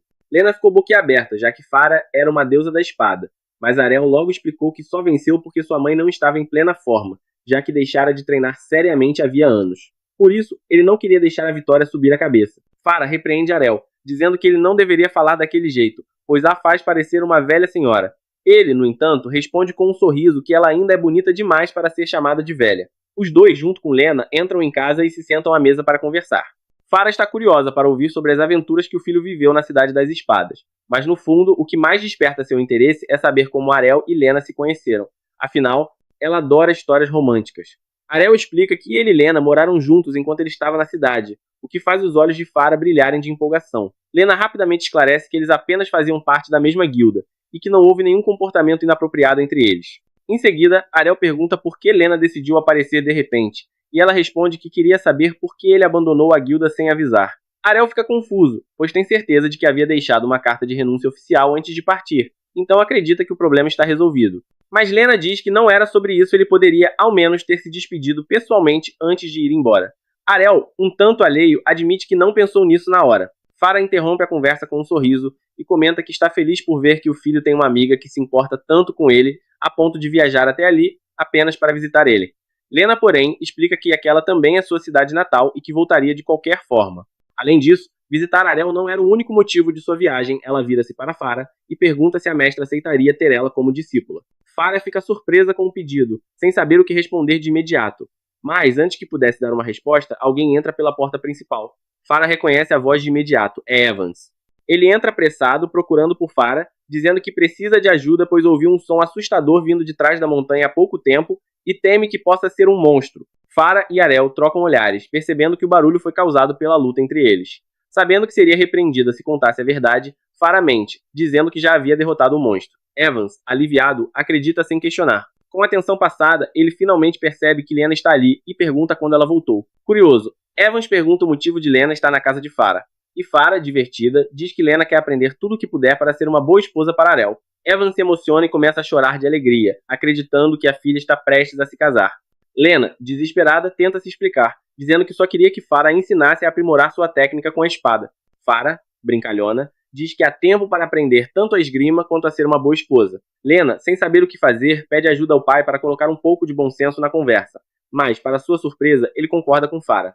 Depois da morte da esposa, Evans sempre se preocupou com o futuro da filha, pois só soube ensinar ela a lutar. Saber que Farah poderia ensinar a Lena algumas habilidades domésticas o enche de alívio. Enquanto isso, o pai de Arel, Leon, está em seu escritório trabalhando em suas pesquisas mágicas.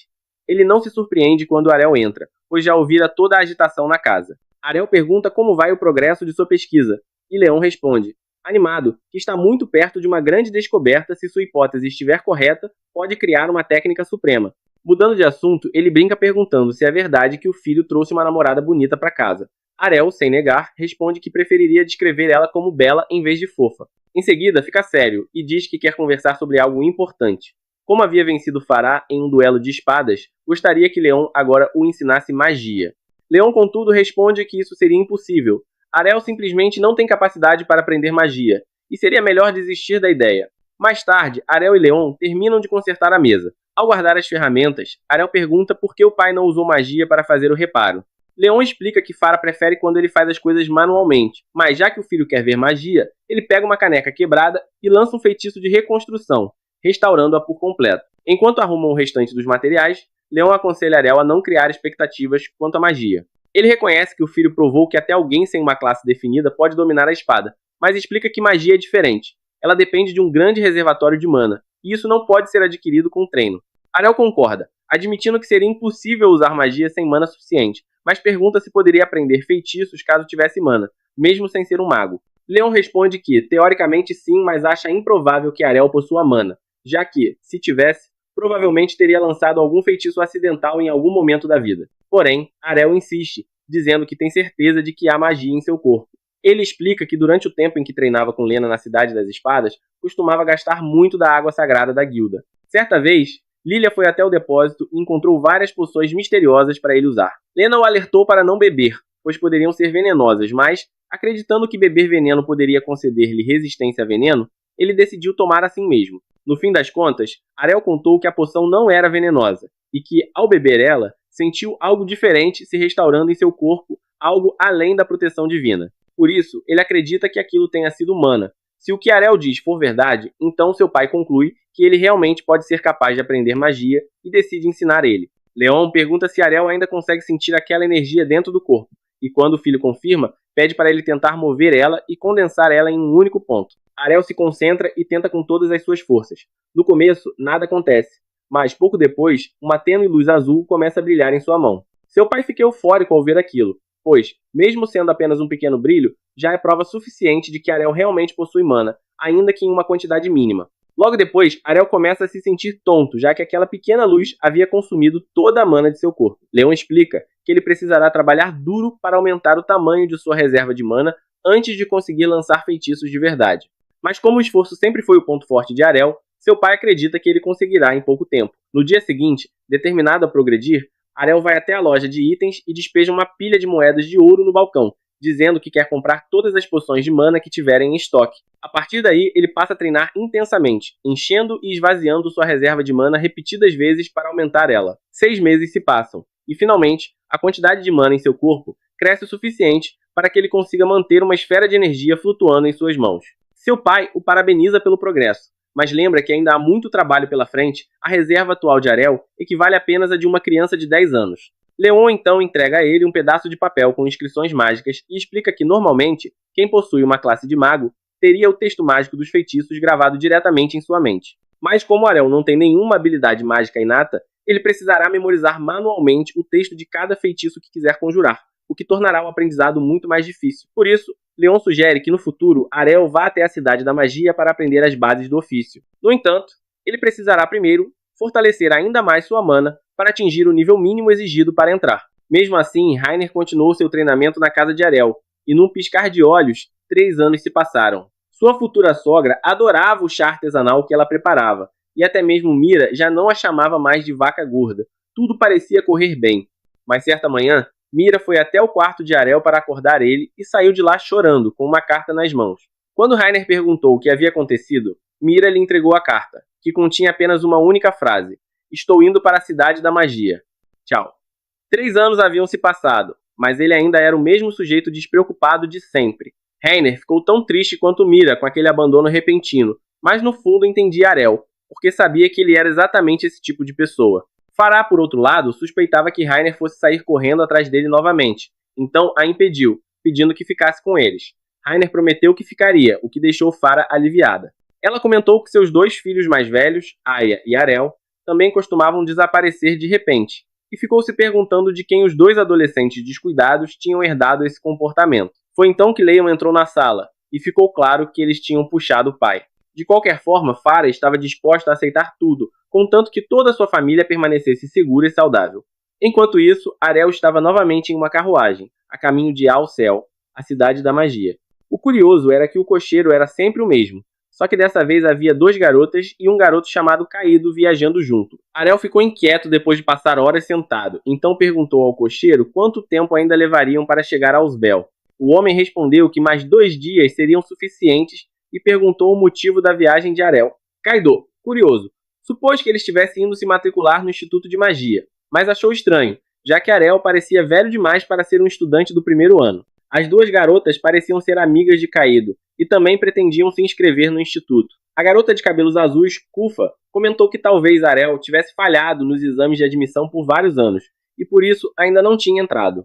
Kaido e Kufa começaram a discutir sem motivo algum, o que deixou a amiga em comum, Colette a mais calma do grupo ansiosa e pedindo que parassem. No entanto, isso só os irritou ainda mais, e os 2 acabaram descontando a frustração nela. Arel percebeu que os 3 estavam indo se matricular no Instituto de Magia, e pelo que parecia, haviam acabado de receber sua bênção e a classe de magos. Quando a discussão cessou, Kaido voltou a conversar com ele, e perguntou em qual tipo de magia Arel se especializava. Para contextualizar, havia 6 tipos principais: magia vermelha verde, verde vento, amarela terra, branca luz e negra. Trevas. Kaido era especialista em magia vermelha, mas no caso de Arel, por não ter classe, ele havia treinado e dominado todos os elementos durante os últimos 3 anos. Ainda assim, Arel acreditava ser fraco, então disse a Kaido que era sem classe e não se especializava em nada. Kufa achou que fosse uma piada, mas quando Arel mostrou sua identificação de classe, os 3 ficaram completamente boquiabertos. Pensaram que ele só podia ser maluco afinal? Que tipo de fracassado sem classe tentava entrar em uma academia de magia? De repente, um rei troll atacou a carruagem, como se o destino tivesse decidido dar a Arel a chance de provar seu valor. No entanto, antes que o troll pudesse atingir eles, outro monstro, um rei orc, apareceu e lançou o troll pelos ares com um único golpe. Quando o orc se aproximou da carruagem, Kaido saiu corajosamente e lançou uma bola de fogo contra ele, mas o ataque não causou absolutamente nenhum dano. Foi nesse momento que todos perceberam quão encrencados estavam. Então, inesperadamente, o suposto fracassado sem classe ativou um feitiço chamado Vezes Explosão, reduzindo o Rei Orc a cinzas em questão de segundos. Segundo Colette, aquele era um feitiço supremo da magia vermelha, algo que apenas magos arcanos conseguiam usar. Ninguém conseguia entender como Arel havia lançado aquilo com tanta facilidade. Kaido concluiu que ele devia estar mentindo sobre ser estudante, e que na verdade era um professor disfarçado da academia. Envergonhado, ajoelhou-se diante de Arel, pedindo perdão por ter sido rude antes. Arel tentou explicar o mal-entendido, mostrando novamente sua identificação, mas os 3 pensaram que o documento era falso e que ele devia ser algum tipo de agente secreto tentando esconder suas verdadeiras habilidades. Diante disso, Arel simplesmente desistiu de argumentar e aceitou qualquer teoria que inventassem. Pouco depois, chegaram à Cidade da Magia, e Arel, fiel ao seu jeito frio e reservado, saiu andando sem se despedir. No entanto, Kaido, completamente encantado, começou a seguir ele como um cachorrinho adestrado, o que deixou as duas garotas morrendo de vergonha. Elas suspeitaram que Arel tivesse usado algum feitiço de encanto em Kaido e decidiram vigiar ele de perto para garantir que não fizesse nada suspeito. Arel ouviu tudo, mas não se deu ao trabalho de se explicar, já que isso não combinava com sua personalidade indiferente. No caminho até a academia, Kaido explicou que o local era dividido em escolas baseadas no tipo de magia. Colette, por exemplo, ficaria na escola da magia verde, enquanto Kufa seria da azul, isso, claro, se passassem no exame de admissão. Kaido então presumiu que Arel faria o teste para a escola de magia vermelha, achando que ele dominava esse tipo, e o arrastou consigo em direção ao prédio correspondente. Para sua surpresa, quando chega à recepção, o atendente sorri, carimba seu cartão e entrega-lhe o número de inscrição.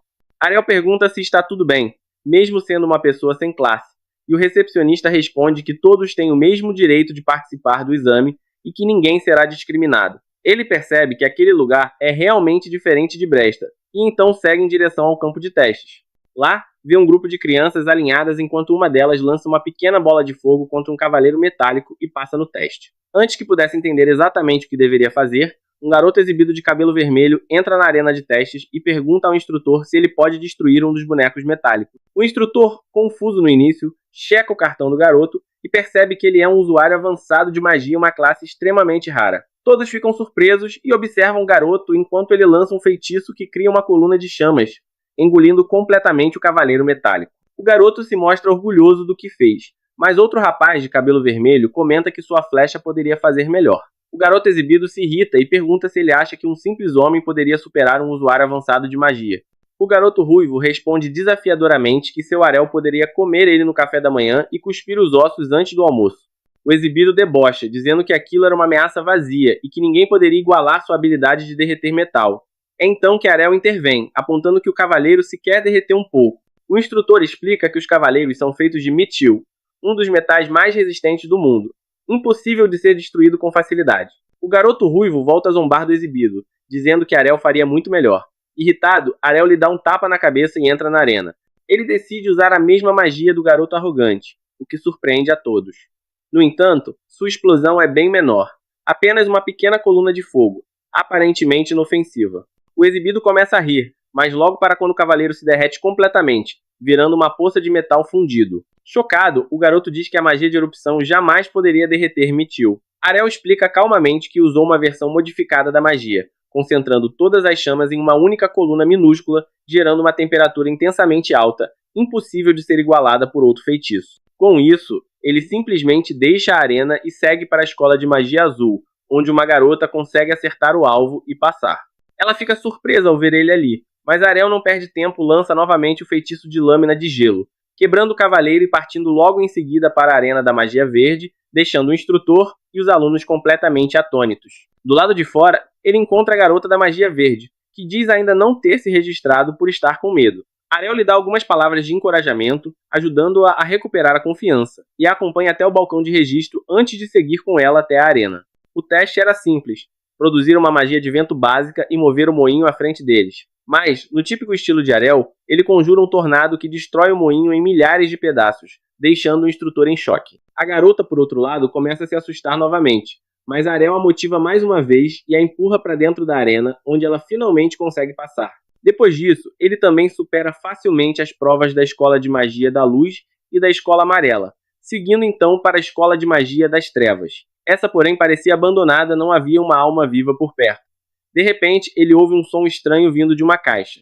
Quando se aproxima para investigar, escuta uma mulher gritar que perdeu seu animal de estimação e pergunta se Arel o viu por ali. Confuso, ele responde que há algo dentro da caixa.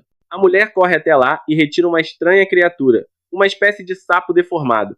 Ela fica contente e explica que criou aquela quimera sozinha, perguntando se Arel a acha fofa. Ele apenas sorri, meio sem graça, mas então leva um susto quando um esqueleto aparece atrás dele. Instintivamente, ele reage e decepa a cabeça do esqueleto com um golpe rápido de sua varinha. O esqueleto, desesperado, tenta recuperar a própria cabeça enquanto Arel pergunta se ela é um monstro morto-vivo. A criatura responde indignada, dizendo que é apenas uma bela funcionária do local e se apresenta como Lada. Arel pergunta onde fica o salão de exames, e Lada explica que a Escola de Magia das Trevas está aberta a todos, já que quase ninguém se inscreve nela. Assim, ele consegue se registrar em todas as 6 escolas. Ao sair, É cercado pelo garoto ruivo e pela garota das magias azul e verde, que começam a discutir sobre em qual escola Arel ficará, já que participou dos exames de cada uma delas. Mas Arel os surpreende ao revelar que passou em todos os 6 testes e que a partir daquele momento aprenderia todas as afinidades mágicas existentes. Obviamente, as crianças acham que ele está apenas brincando, mas quando veem suas credenciais, percebem que é sério. Esse cara é louco, dizem elas. No entanto, também acham incrível que ele tenha sido aceito em todas as academias. Ele tem sorte porque entre as escolas não há compartilhamento de informações, então enquanto ele cumprir suas tarefas, ninguém vai reclamar. Um problema aparente seria o choque de horários, mas nem isso é realmente um obstáculo, já que a frequência conta apenas 20% da nota. Para passar, basta se concentrar nas provas. Mesmo assim, colete o alerta de que as informações necessárias para os exames são dadas durante as aulas, e que são atualizadas nem sequer estão nos livros ainda. Isso, porém, não preocupa o protagonista, que apenas pede aos colegas para emprestarem seus cadernos. Todos aceitam alegremente ajudar ele, então não há dificuldade alguma. Em contrapartida, na aula de magia negra, disseram a ele que nem precisava comparecer, contanto que se dedicasse às outras 2 disciplinas restantes, tudo estaria bem.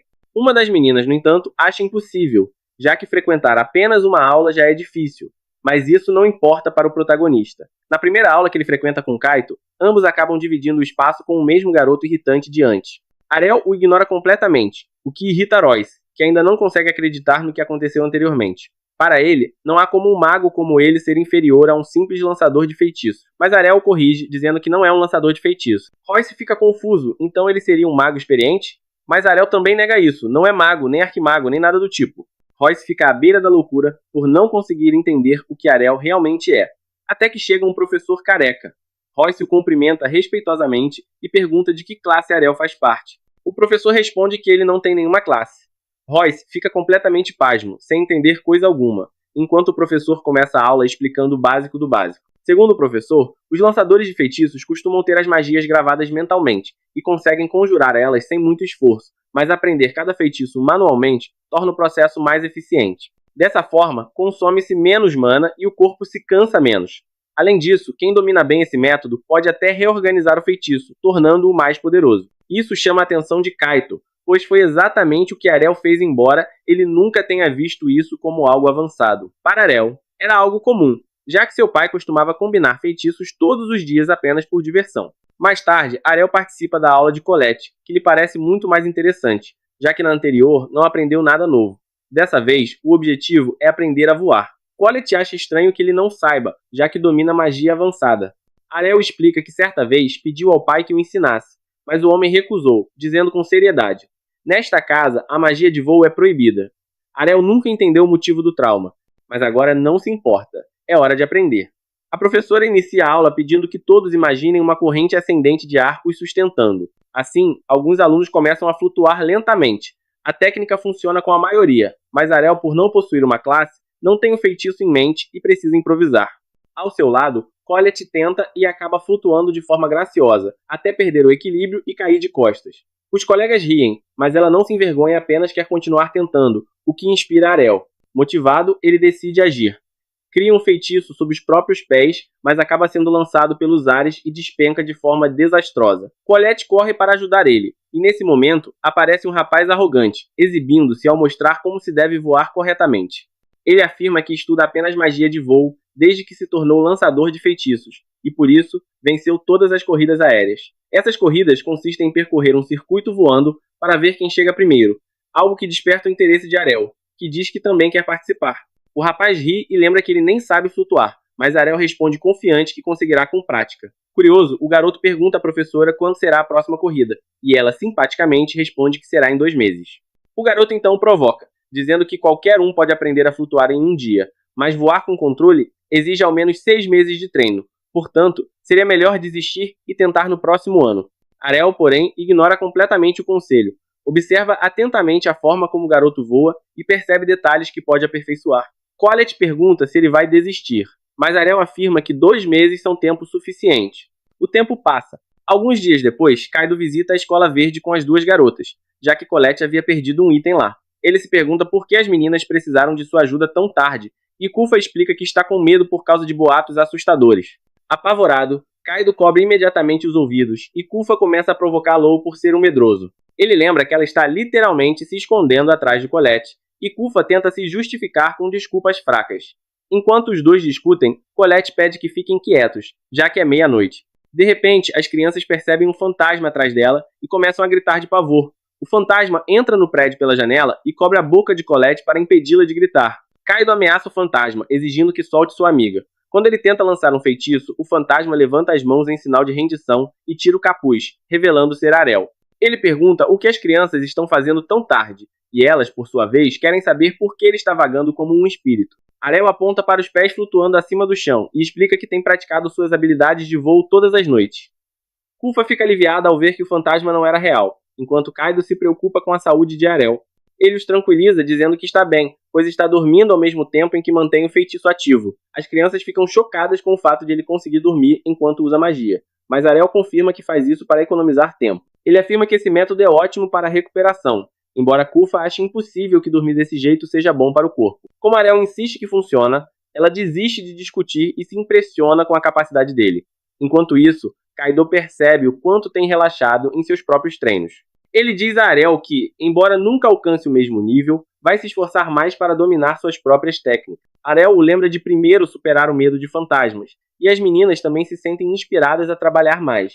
Depois de recuperar o item perdido de Colette, as crianças voltam para casa. Arel, por sua vez, decide ir até a Escola Negra, onde Letalia se anima ao vê-lo chegar. Ele explica que só quer usar a biblioteca, o que a deixa decepcionada. Letalia então entrega um cartão da biblioteca, e Arel conta que quer ler todos os livros únicos da Escola Negra, pois não são encontrados em nenhum outro lugar. Ao ver o entusiasmo dele pelos livros de magia negra, Letalia tenta recrutá-lo para o seu escritório, já que ninguém mais quer trabalhar lá. No entanto, ele recusa educadamente e diz que apenas levará os livros para casa. No dia seguinte, enquanto Arel está em aula na Escola Vermelha, ele levanta a mão para fazer uma pergunta. Quando o professor se vira, Arel aponta que há um erro de escrita em uma das linhas. Surpreso, o professor verifica e percebe que o garoto está certo, corrigindo o erro. Kaido fica impressionado por ele notar uma falha do professor, e Arel explica que precisa memorizar todos os feitiços que usa, já que não pode invocá-los automaticamente por meio de uma habilidade. Kaido fica intrigado com o fato de ele conseguir guardar tantos feitiços complexos na memória, e Arel revela que encurta os feitiços longos para conseguir armazenar mais. O professor, ao ouvir sobre os feitiços encurtados, pede que ele reescreva o que está no quadro com sua versão. Arel aceita e escreve sua forma abreviada, removendo 2 linhas inteiras. O professor reconhece o talento do garoto, mas aponta que essa versão elimina todas as medidas de segurança, podendo causar uma explosão caso o feitiço falhe. Kaido sente a cabeça girar com tantas informações, mas Arel responde com calma que a proteção divina é suficiente para lidar com qualquer explosão. O professor pergunta como ele aguenta a dor de uma explosão real, e Arel diz que pode suportar enquanto não morrer. Impressionado com a confiança do aluno, o professor pensa por um momento, e pergunta se ele gostaria de fazer um exame para promoção direta ao 2º ano, já que possui tanto conhecimento. Arel fica curioso, e Royce também se levanta, pedindo para participar. O professor então leva os dois para uma sala isolada com um portão de metal no final, e explica que, assim que o portão se abrir, eles enfrentarão um monstro para o teste. Arel acredita que será fácil passar, mas o professor o alerta para não deixar a criatura se aproximar demais. Quando pergunta quem quer ir primeiro, Royce se adianta. Assim que ele se prepara, o portão se abre e um enorme minotauro surge, deixando Royce nervoso. A criatura avança contra ele, e Royce lança rapidamente um feitiço de erupção. Infelizmente, o monstro desvia com velocidade surpreendente e continua avançando. Arel observa, impressionado com o aumento de poder de Royce, mas percebe que sua precisão ainda é ruim, incapaz de atingir o inimigo com a muralha de fogo. Em poucos instantes, o minotauro está diante de Royce. Quando o monstro ergue a pata para atacar, Royce encolhe de medo, mas a criatura subitamente desaparece no ar. Perto dali, o professor ri e diz que de forma alguma a escola colocaria a vida de um aluno em risco. Arel percebe o quanto o professor está se divertindo, enquanto Royce se sente mal por seu desempenho desastroso. O professor o lembra de que o exame normalmente é realizado após 2 anos de aulas, então o resultado já foi muito bom para ele. Mesmo assim, Royce fica com os olhos marejados, ferido em seu orgulho, pensando que Arel já é mais forte do que ele será em 2 anos. Logo, ele entende que o professor o deixou participar do exame apenas para que conhecesse seus próprios limites. Por fim, Royce aceita sua fraqueza e promete ao professor que treinará com empenho a partir de agora. O professor acena em aprovação e pede que Arel se prepare para o seu teste. Arel desce para a arena e o professor o informa que enfrentará o mesmo tipo de monstro.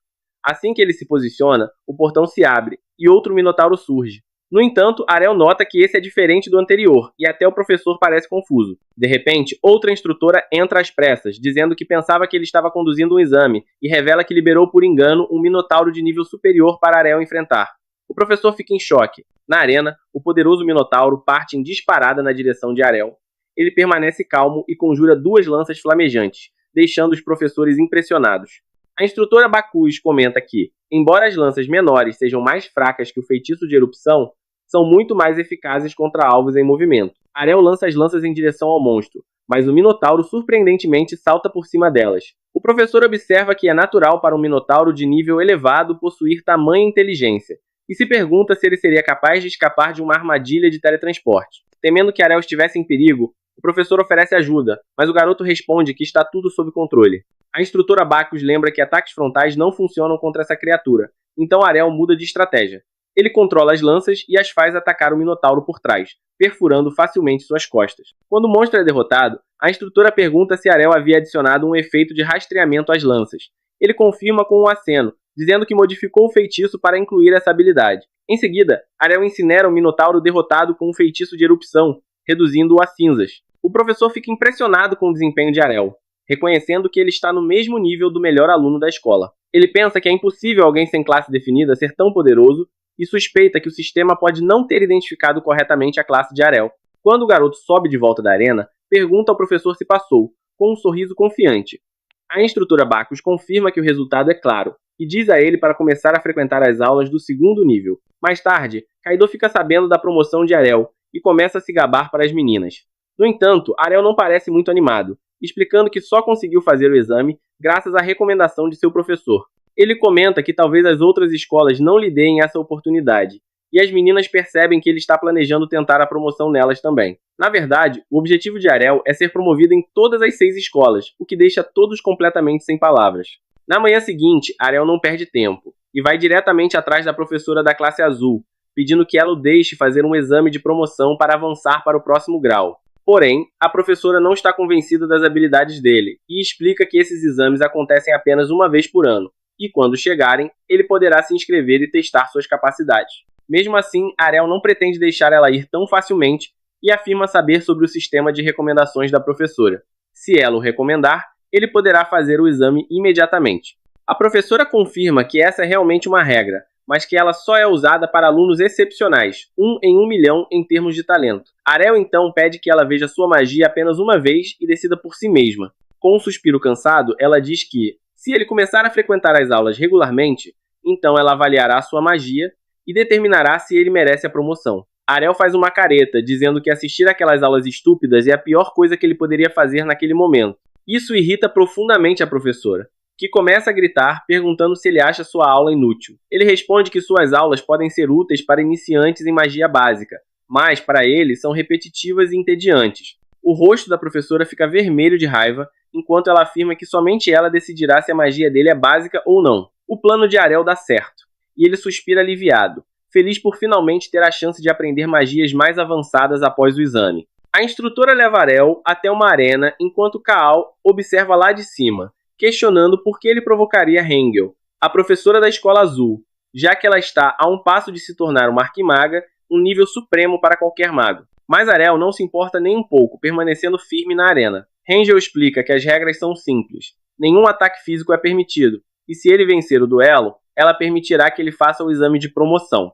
Arel apenas acena, dizendo que acha que tem boas chances de vencer. Isso irrita ainda mais a instrutora, que não entende como alguém pode ser tão confiante diante de uma quase arquimaga. Assim que a batalha começa, ela lança uma tempestade de gelo aterrorizante, criando um vórtice congelante ao redor de Arel. Os ventos são tão frios que até Kufa, lá em cima, tem dificuldade de respirar. Ela torce para que Arel sobreviva, mas, quando os ventos cessam, vê que ele foi completamente congelado.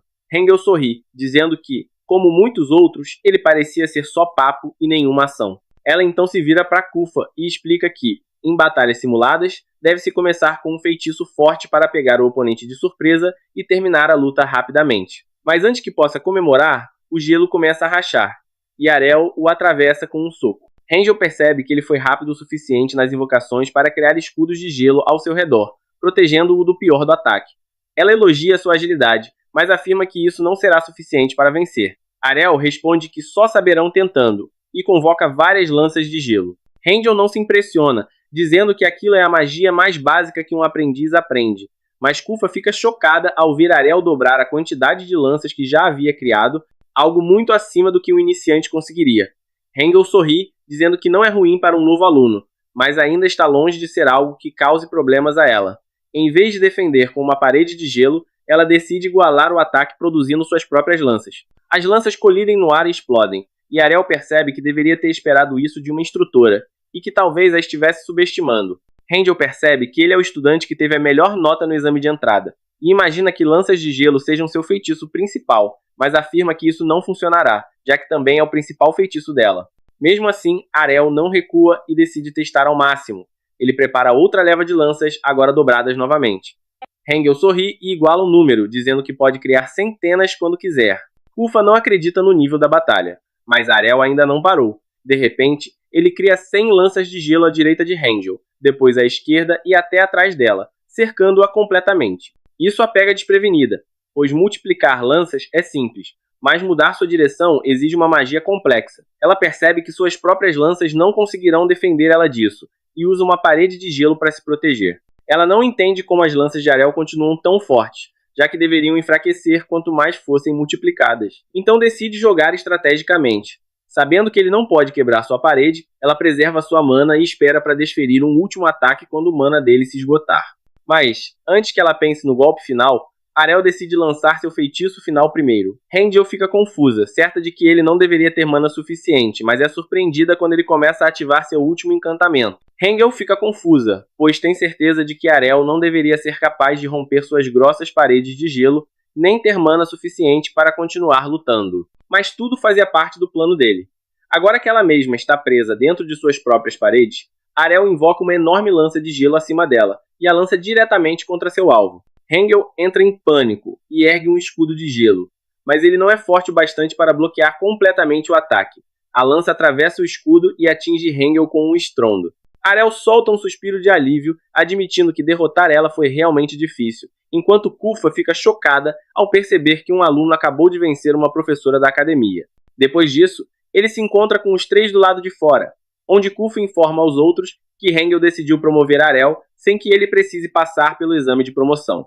Kaido comemora por ele, mas Ariel ainda não está satisfeito. Seus olhos imediatamente se voltam para Colette e para a Escola Verde, seu próximo alvo. Colette o acompanha até a professora da Escola Verde, e Ariel pede permissão para fazer o exame de promoção. Ela recusa, dizendo que ele poderá tentar quando o período oficial chegar. Ariel insiste, dizendo que, se ela o recomendasse, ele poderia fazer o exame, e pergunta se ela quer ver sua magia. Mas a professora mantém sua postura e afirma que, embora outras escolas possam ter regras diferentes, a Escola Verde não permite que ninguém faça o exame antes do cronograma oficial. Ariel reclama que deve haver alguma forma de realizar o exame antes do tempo, mas a professora, já frustrada, diz que somente o diretor pode autorizar algo assim. Ariel imediatamente começa a imaginar como poderia se aproximar do diretor, mas a professora o alerta para nem pensar nisso, pois o diretor é extremamente ocupado e incomodar ele por algo trivial poderia levar à expulsão. Ariel percebe que não pode correr esse risco, mas Khalid intervém dizendo que existe outra maneira de encontrar o diretor. Ela explica que a corrida de voo está chegando e que todo ano o vencedor recebe o prêmio diretamente das mãos do diretor. Ariel acha o plano excelente, pois assim poderia mostrar suas habilidades ao diretor e pedir a promoção pessoalmente. A professora Verde sorri e diz que ele está se adiantando demais, já que a corrida terá mais de 300 participantes e vencer não será nada fácil. Mesmo assim, Ariel afirma que vencerá de qualquer jeito. Finalmente chega o dia da corrida. Todos os participantes se alinham enquanto o comentarista apresenta o diretor da escola, que deseja a todos um bom evento sem acidente. Antes do início, o garoto de cabelo verde aparece novamente diante de Ariel, perguntando se ele veio apenas para fazer papel de palhaço. Mas Ariel nem o reconhece. Isso deixa o menino furioso. Ele se apresenta como Sky e declara que se tornará o mago mais rápido do mundo. O sinal é dado e a corrida começa. Os competidores levantam voo imediatamente. Alguns colidem entre si e caem, enquanto os mais habilidosos avançam pelo percurso. Um deles voa como um foguete, mas não consegue controlar a velocidade e acaba se espatifando na parede, sendo desclassificado. 15 participantes assumem a liderança, muitos deles veteranos dos anos superiores, quando um dos professores percebe que há dois rostos novos no meio do grupo, ambos do primeiro ano. São Ariel e Sky. Sky fica atônito ao ver que Arel consegue acompanhar ele, mas Arel comenta calmamente que todos estão se movendo devagar demais. Sky não entende, então Arel explica que aquela é uma corrida longa e que se começarem com potência máxima, perderão fôlego no final e não terão energia para terminar. Eles seguem em ritmo constante até chegarem à primeira curva difícil, onde precisam passar por um portal estreito e virar bruscamente à esquerda. Alguns competidores vão rápido demais e caem na água, enquanto Sky usa a estratégia de permanecer no meio do grupo para fazer a curva de forma ideal. Ele sorri, acreditando que Arel deve ter ficado para trás, mas fica surpreso ao ver que ele ainda está ao seu lado e logo se torna um dos líderes da corrida. Dione, campeã dos últimos 4 anos, dispara à frente do grupo, mas tanto Arel quanto Sky, 2 calouros, conseguem se manter logo atrás dela. Até mesmo Dione fica surpresa por 2 iniciantes acompanharem a pessoa considerada a mais veloz de todo o 4º ano. Sky começa a sentir o desgaste da velocidade, mas se recusa a desistir e continua empurrando seus limites. Porém, Dione revela que ainda não estava usando toda a sua velocidade. Ela acelera ainda mais, aumentando a distância, enquanto Sky começa a perder força. Ele sua, esforçando-se para se manter no ritmo, mas é inútil. Seu mana chega ao fim e ele despenca. O professor da escola amarela o elogia, dizendo que ele tem potencial para grandes coisas se continuar se dedicando. Para a surpresa de todos, Arel ainda está logo atrás de Dione. Ela se surpreende ainda mais ao ver alguém acompanhar ela mesmo naquele nível, e decide acelerar mais uma vez. Arel logo percebe que seus 2 meses de treinamento não são suficientes para derrotar alguém como ela, então decide usar seu trunfo. Ele começa a usar magia para criar bolsas de ar sob os pés, saltando sobre elas e ganhando impulso suficiente para manter a mesma velocidade de Dione. O comentarista fica confuso sem entender o que está acontecendo, mas o instrutor de magia da luz percebe rapidamente e explica o tipo de magia que Arel está usando, acrescentando que, para gerar sustentação suficiente com essa técnica, seria necessário ter a força de pernas de um espadachim de classe suprema. Isso o intriga ainda mais, já que ninguém sabe que Arel nunca pula o treino de pernas, e é justamente isso que lhe permite continuar competindo de igual para igual com Dione. Mesmo assim, o instrutor afirma que ambos precisarão reduzir a velocidade em breve, pois estão na reta final, e precisarão fazer outra curva extremamente fechada antes de avançar para a linha de chegada. Mantendo aquela velocidade, seria impossível virar a tempo. Eles provavelmente acabariam colidindo. Dione sabe perfeitamente que precisa diminuir o ritmo, mas também entende que quem reduzir primeiro ficará em desvantagem decisiva. Ela mantém a velocidade máxima pelo maior tempo possível, mas finalmente decide desacelerar, percebendo que não conseguirá fazer a curva de outra forma. Arel, no entanto, não parece se importar. Ele avança direto para a virada, cria outra bolsa de ar e a golpeia com força, usando o impulso para fazer a curva de maneira impossível para qualquer outro competidor, vencendo a corrida, enquanto Dione chega logo atrás em segundo lugar.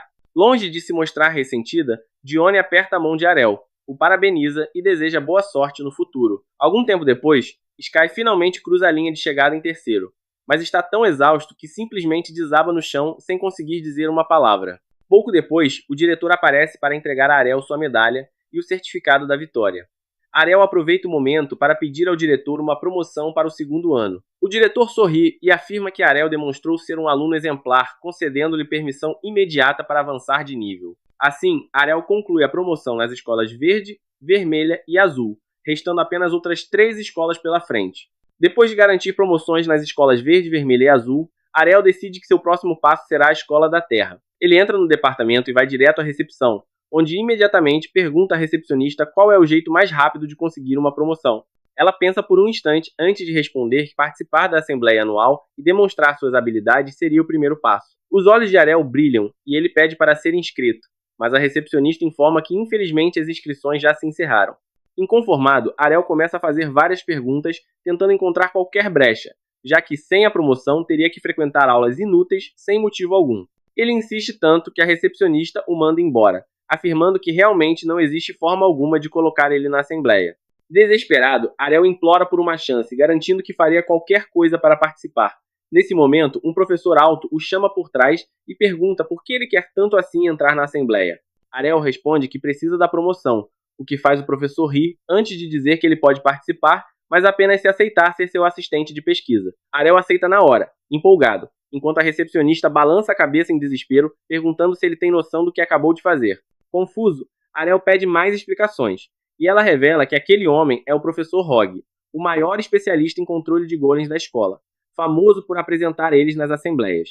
Entretanto, ao contrário dos outros professores, Rogue adora fazer batalhas com seus golems e os oponentes não são outros golems, mas sim os próprios alunos que aceitam ser seus assistentes. Só então Arel percebe que caiu num truque e virou basicamente carne de canhão. Mesmo assim, quando a recepcionista pergunta se ele ainda quer se inscrever, ele não recua e declara que não se importa de enfrentar um golem. Se essa é a única maneira de entrar, ele tentará a sorte. A recepcionista fica chocada, mas não tem escolha senão registrar ele. Dias depois, chega o dia da assembleia, e todos se preparam para apresentar suas habilidades com magia da Terra. Alguns moldam cisnes belíssimos, outros recriam cenários de histórias, enquanto um aluno sem noção faz um castelo de areia. Então chega a vez do professor Rogue, e um silêncio tenso toma o público, aguardando quem será sua próxima vítima. Kufa escuta comentários sobre como Rogue tortura estudantes todos os anos, e que desta vez encontrou um calouro. Aterrorizado, ele reza para Arel sair vivo. Rogue cria 3 golems de batalha num piscar de olhos, impressionando a plateia. Kaido percebe que esses golems são diferentes dos que já viram nas aldeias, e Khalid explica que esses são golems de combate, muito mais avançados. Rogue então olha para Arel e diz para ele trazer seu próprio golem para começarem. Para surpresa geral, Arel chama seu golem chamado Alpha, que não se parece nem um pouco com os golems de barro de Rogue, mas sim com um Power Ranger metálico. A plateia vibra, já que não existe regra dizendo que golems precisam ser feitos de lama. Arel explica que reuniu materiais encontrados em suas viagens e, usando alquimia, produziu uma armadura resistente, controlada por magia da Terra. Portanto, é um golem totalmente válido. Rogue apenas ri e diz que é impossível controlar uma estrutura tão pesada com magia da Terra, alegando que deve haver uma pessoa escondida dentro da armadura. Ele arranca o capacete e encontra apenas escuridão. Arel recoloca o capacete enquanto Rogue declara que aquelas partes metálicas são leves demais para serem realmente resistentes, afirmando que, embora Arel tenha se esforçado, seu golem não aguentaria nenhum golpe dos seus. Arel manda ele calar a boca e começar logo. Rogue ordena que seu golem ataque com tudo e destrua qualquer coisa em seu caminho. Um dos golems de terra dispara em alta velocidade e mira um soco direto na cabeça de Alpha, tentando acabar a luta num único golpe. Porém, Alpha simplesmente segura o punho com as mãos, sem nem ao menos se mover do lugar. Rogue fica completamente chocado ao ver seu golem se despedaçar como se fosse feito de cerâmica, incapaz de acreditar que suas criações, consideradas as mais fortes de toda a academia, foram derrotadas por aquela coisa metálica que ele julgava frágil. Ele tenta justificar o ocorrido dizendo que foi apenas sorte, e anuncia que agora vai lutar a sério. Usando sua magia, ele repara os danos do primeiro golem e reforça todos eles ao máximo, aumentando sua resistência ao limite. Com isso, ordena que todos ataquem ao mesmo tempo, rindo enquanto se gaba de sua maior qualidade, sua imensa reserva de mana que lhe permite controlar vários golems simultaneamente. Com 4 inimigos atacando ao mesmo tempo, ele tem certeza absoluta de que Arel não será capaz de prever qual golpe defender, garantindo assim uma vitória esmagadora. Apesar da arrogância de Rogue, Arel não demonstra nenhum sinal de recuo. Pelo contrário, decide que a melhor forma de enfrentar vários atacantes é levar uma espada para uma briga de socos. Ele imediatamente conjura 2 espadas para Alpha, que as segura firmemente para enfrentar os golems. Rogue continua confiante de que, mesmo armado, Arel não será capaz de salvar ele da derrota. No entanto, para seu horror absoluto, Alpha desfere um único golpe que destrói os 4 golems de uma vez, reduzindo-os à poeira e pulverizando junto com eles toda a confiança, as esperanças e o orgulho de Rogue. Atônito, ele afirma que é impossível para um golem se mover tão rápido, com tanta graça e precisão, e muito menos executar movimentos tão complexos usando armas. Arel responde calmamente que, se estivéssemos falando de golems comuns, Rogue estaria certo, mas Alpha é diferente. Ele explica que a armadura leve garante agilidade, os encaixes flexíveis proporcionam destreza e liberdade de movimento, e, com técnicas básicas de alquimia, é possível otimizar a armadura para tornar ela extremamente leve, reduzindo o consumo de mana e aumentando a eficácia da magia terrestre. Rogue percebe que as explicações fazem sentido e admite que, na teoria, Arel não está errado, ele apenas nunca tentou experimentar isso por conta própria. Arel o ajuda a se levantar e pergunta se agora já pode ser promovido. Rogue, no entanto, responde que assistentes não têm permissão para prestar os exames de promoção. Arel fica tão indignado que quase parte para cima dele, até que Rogue acrescenta que, se Arel aceitar ingressar no laboratório de golems, ele mesmo irá pessoalmente falar com o diretor para solicitar que Arel avance um nível sem precisar de exame. Resmungando, Arel aceita, já que é a única forma de avançar mais rápido. Com isso resolvido, ele segue para seu próximo objetivo, passar no exame de promoção da Escola de Magia da Luz. Para sua sorte, ele recebe autorização imediata para fazer o teste, e é conduzido por uma professora muito fofa, legalmente cega, mas capaz de enxergar o fluxo de mana de todos os seres vivos ao seu redor. Assim que o vê, ela fica chocada com a quantidade absurda de mana que ele possui, mas isso não é tudo. Ela percebe também que Arel carrega dentro de si múltiplas afinidades mágicas coexistindo, algo que deveria ser completamente impossível, e que ele ainda mantém todas em perfeito equilíbrio. Ela decide ignorar isso por enquanto e o leva até o local do exame, situado nos limites da cidade. Ela o avisa que o teste será feito em um calabouço subterrâneo usado como local de enterro, o que significa que criaturas mortas-vivas podem surgir a qualquer momento.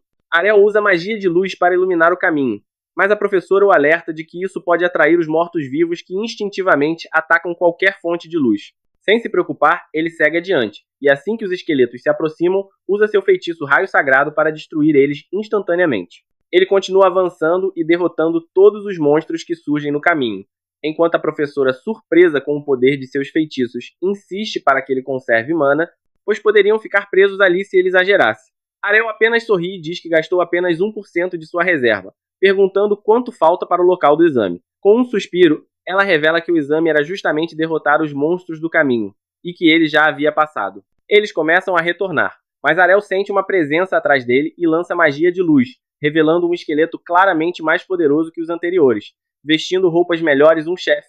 A professora se espanta, pois somente esqueletos de classe avançada conseguem ocultar sua aura, e nenhum deles deveria estar naquele andar. O monstro começa a discursar como um vilão clássico, mas Arel não tem paciência e começa a spamar o raio sagrado nele.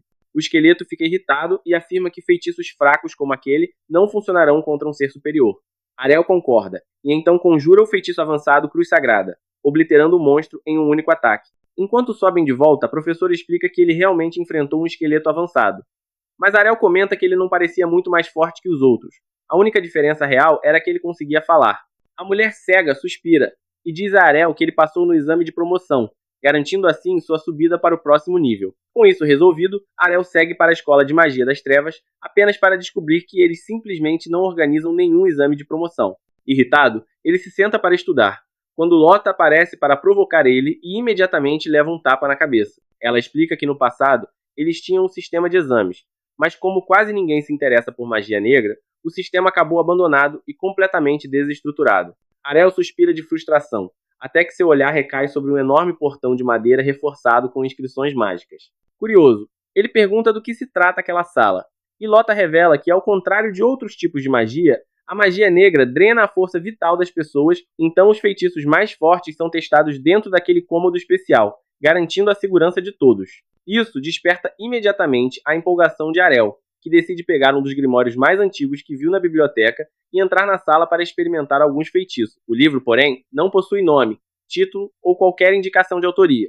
Assim que o abre, um fluxo intenso de mana se espalha pelo ambiente e desaparece, e Arel compreende na mesma hora que libertou algo poderoso e ameaçador. Sua suspeita se confirma quando ele vê um demônio flutuando diante dele. O demônio declara que ficou preso naquele livro por uma eternidade e que Arel, ao abrir ele, o libertou, por isso pretende agradecer ele, tornando-o sua primeira vítima e bebendo seu sangue.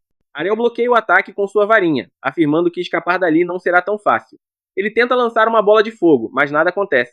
O demônio ri e aponta para um círculo mágico no chão. Ele criou um campo anti-magia ao redor de Arel, impedindo-o de conjurar feitiços. Convencido de que Arel está indefeso, o demônio o provoca, mas Arel simplesmente decide partir para a agressão física e dar um tapa nele. O demônio debocha, dizendo que magos são horríveis em combate corpo a corpo. Porém, antes mesmo de terminar de falar, sua cabeça é arrancada por um golpe da varinha de Arel, deixando-o completamente perplexo. Ele rapidamente se reconecta e afirma que mesmo que Arel seja um espadachim mágico, não conseguirá derrotar um demônio. Mas Arel responde com orgulho que ele é sem classe, e por isso não tem limitações. Ele parte para o ataque com violência crescente. O demônio inicialmente ri, dizendo ter mana infinita, mas conforme luta, sua energia começa a se esgotar rapidamente. Cada golpe de Arel o enfraquece ainda mais, até que seu corpo diminui, encolhe, e ele acaba reduzido ao tamanho de um rato, implorando desesperadamente para que Arel pare antes que ele se desintegre por completo. Arel decide poupar sua vida, mas aplica um selo de servidão para transformar ele em seu servo. Hoje em dia isso seria motivo de cancelamento, mas naquela época aparentemente era normal. O demônio protesta, mas cada vez que reclama, o selo queima com uma chama mágica. Momentos depois, Lota entra na sala após ouvir o barulho, e fica horrorizada ao descobrir que Arel capturou um verdadeiro demônio. Ele então decide chamar ele de Mad, e o exibe orgulhosamente para seu grupo de crianças amigas. 6 meses passam e chega o grande festival. Kaido pergunta se Arel vai participar na Batalha das 6 Escolas. As crianças começam a discutir sobre qual escola Ariel deveria representar, enquanto Ariel se questiona se não poderia simplesmente usar todos os tipos de magia ao mesmo tempo. Mad explica que o torneio é uma disputa entre escolas, então Ariel deve escolher apenas um tipo de magia para competir. Ariel decide que vai conversar com todos os diretores das 6 escolas, antes de tomar sua decisão final sobre qual magia usar na competição. Mas é justamente nesse ponto que o vídeo termina.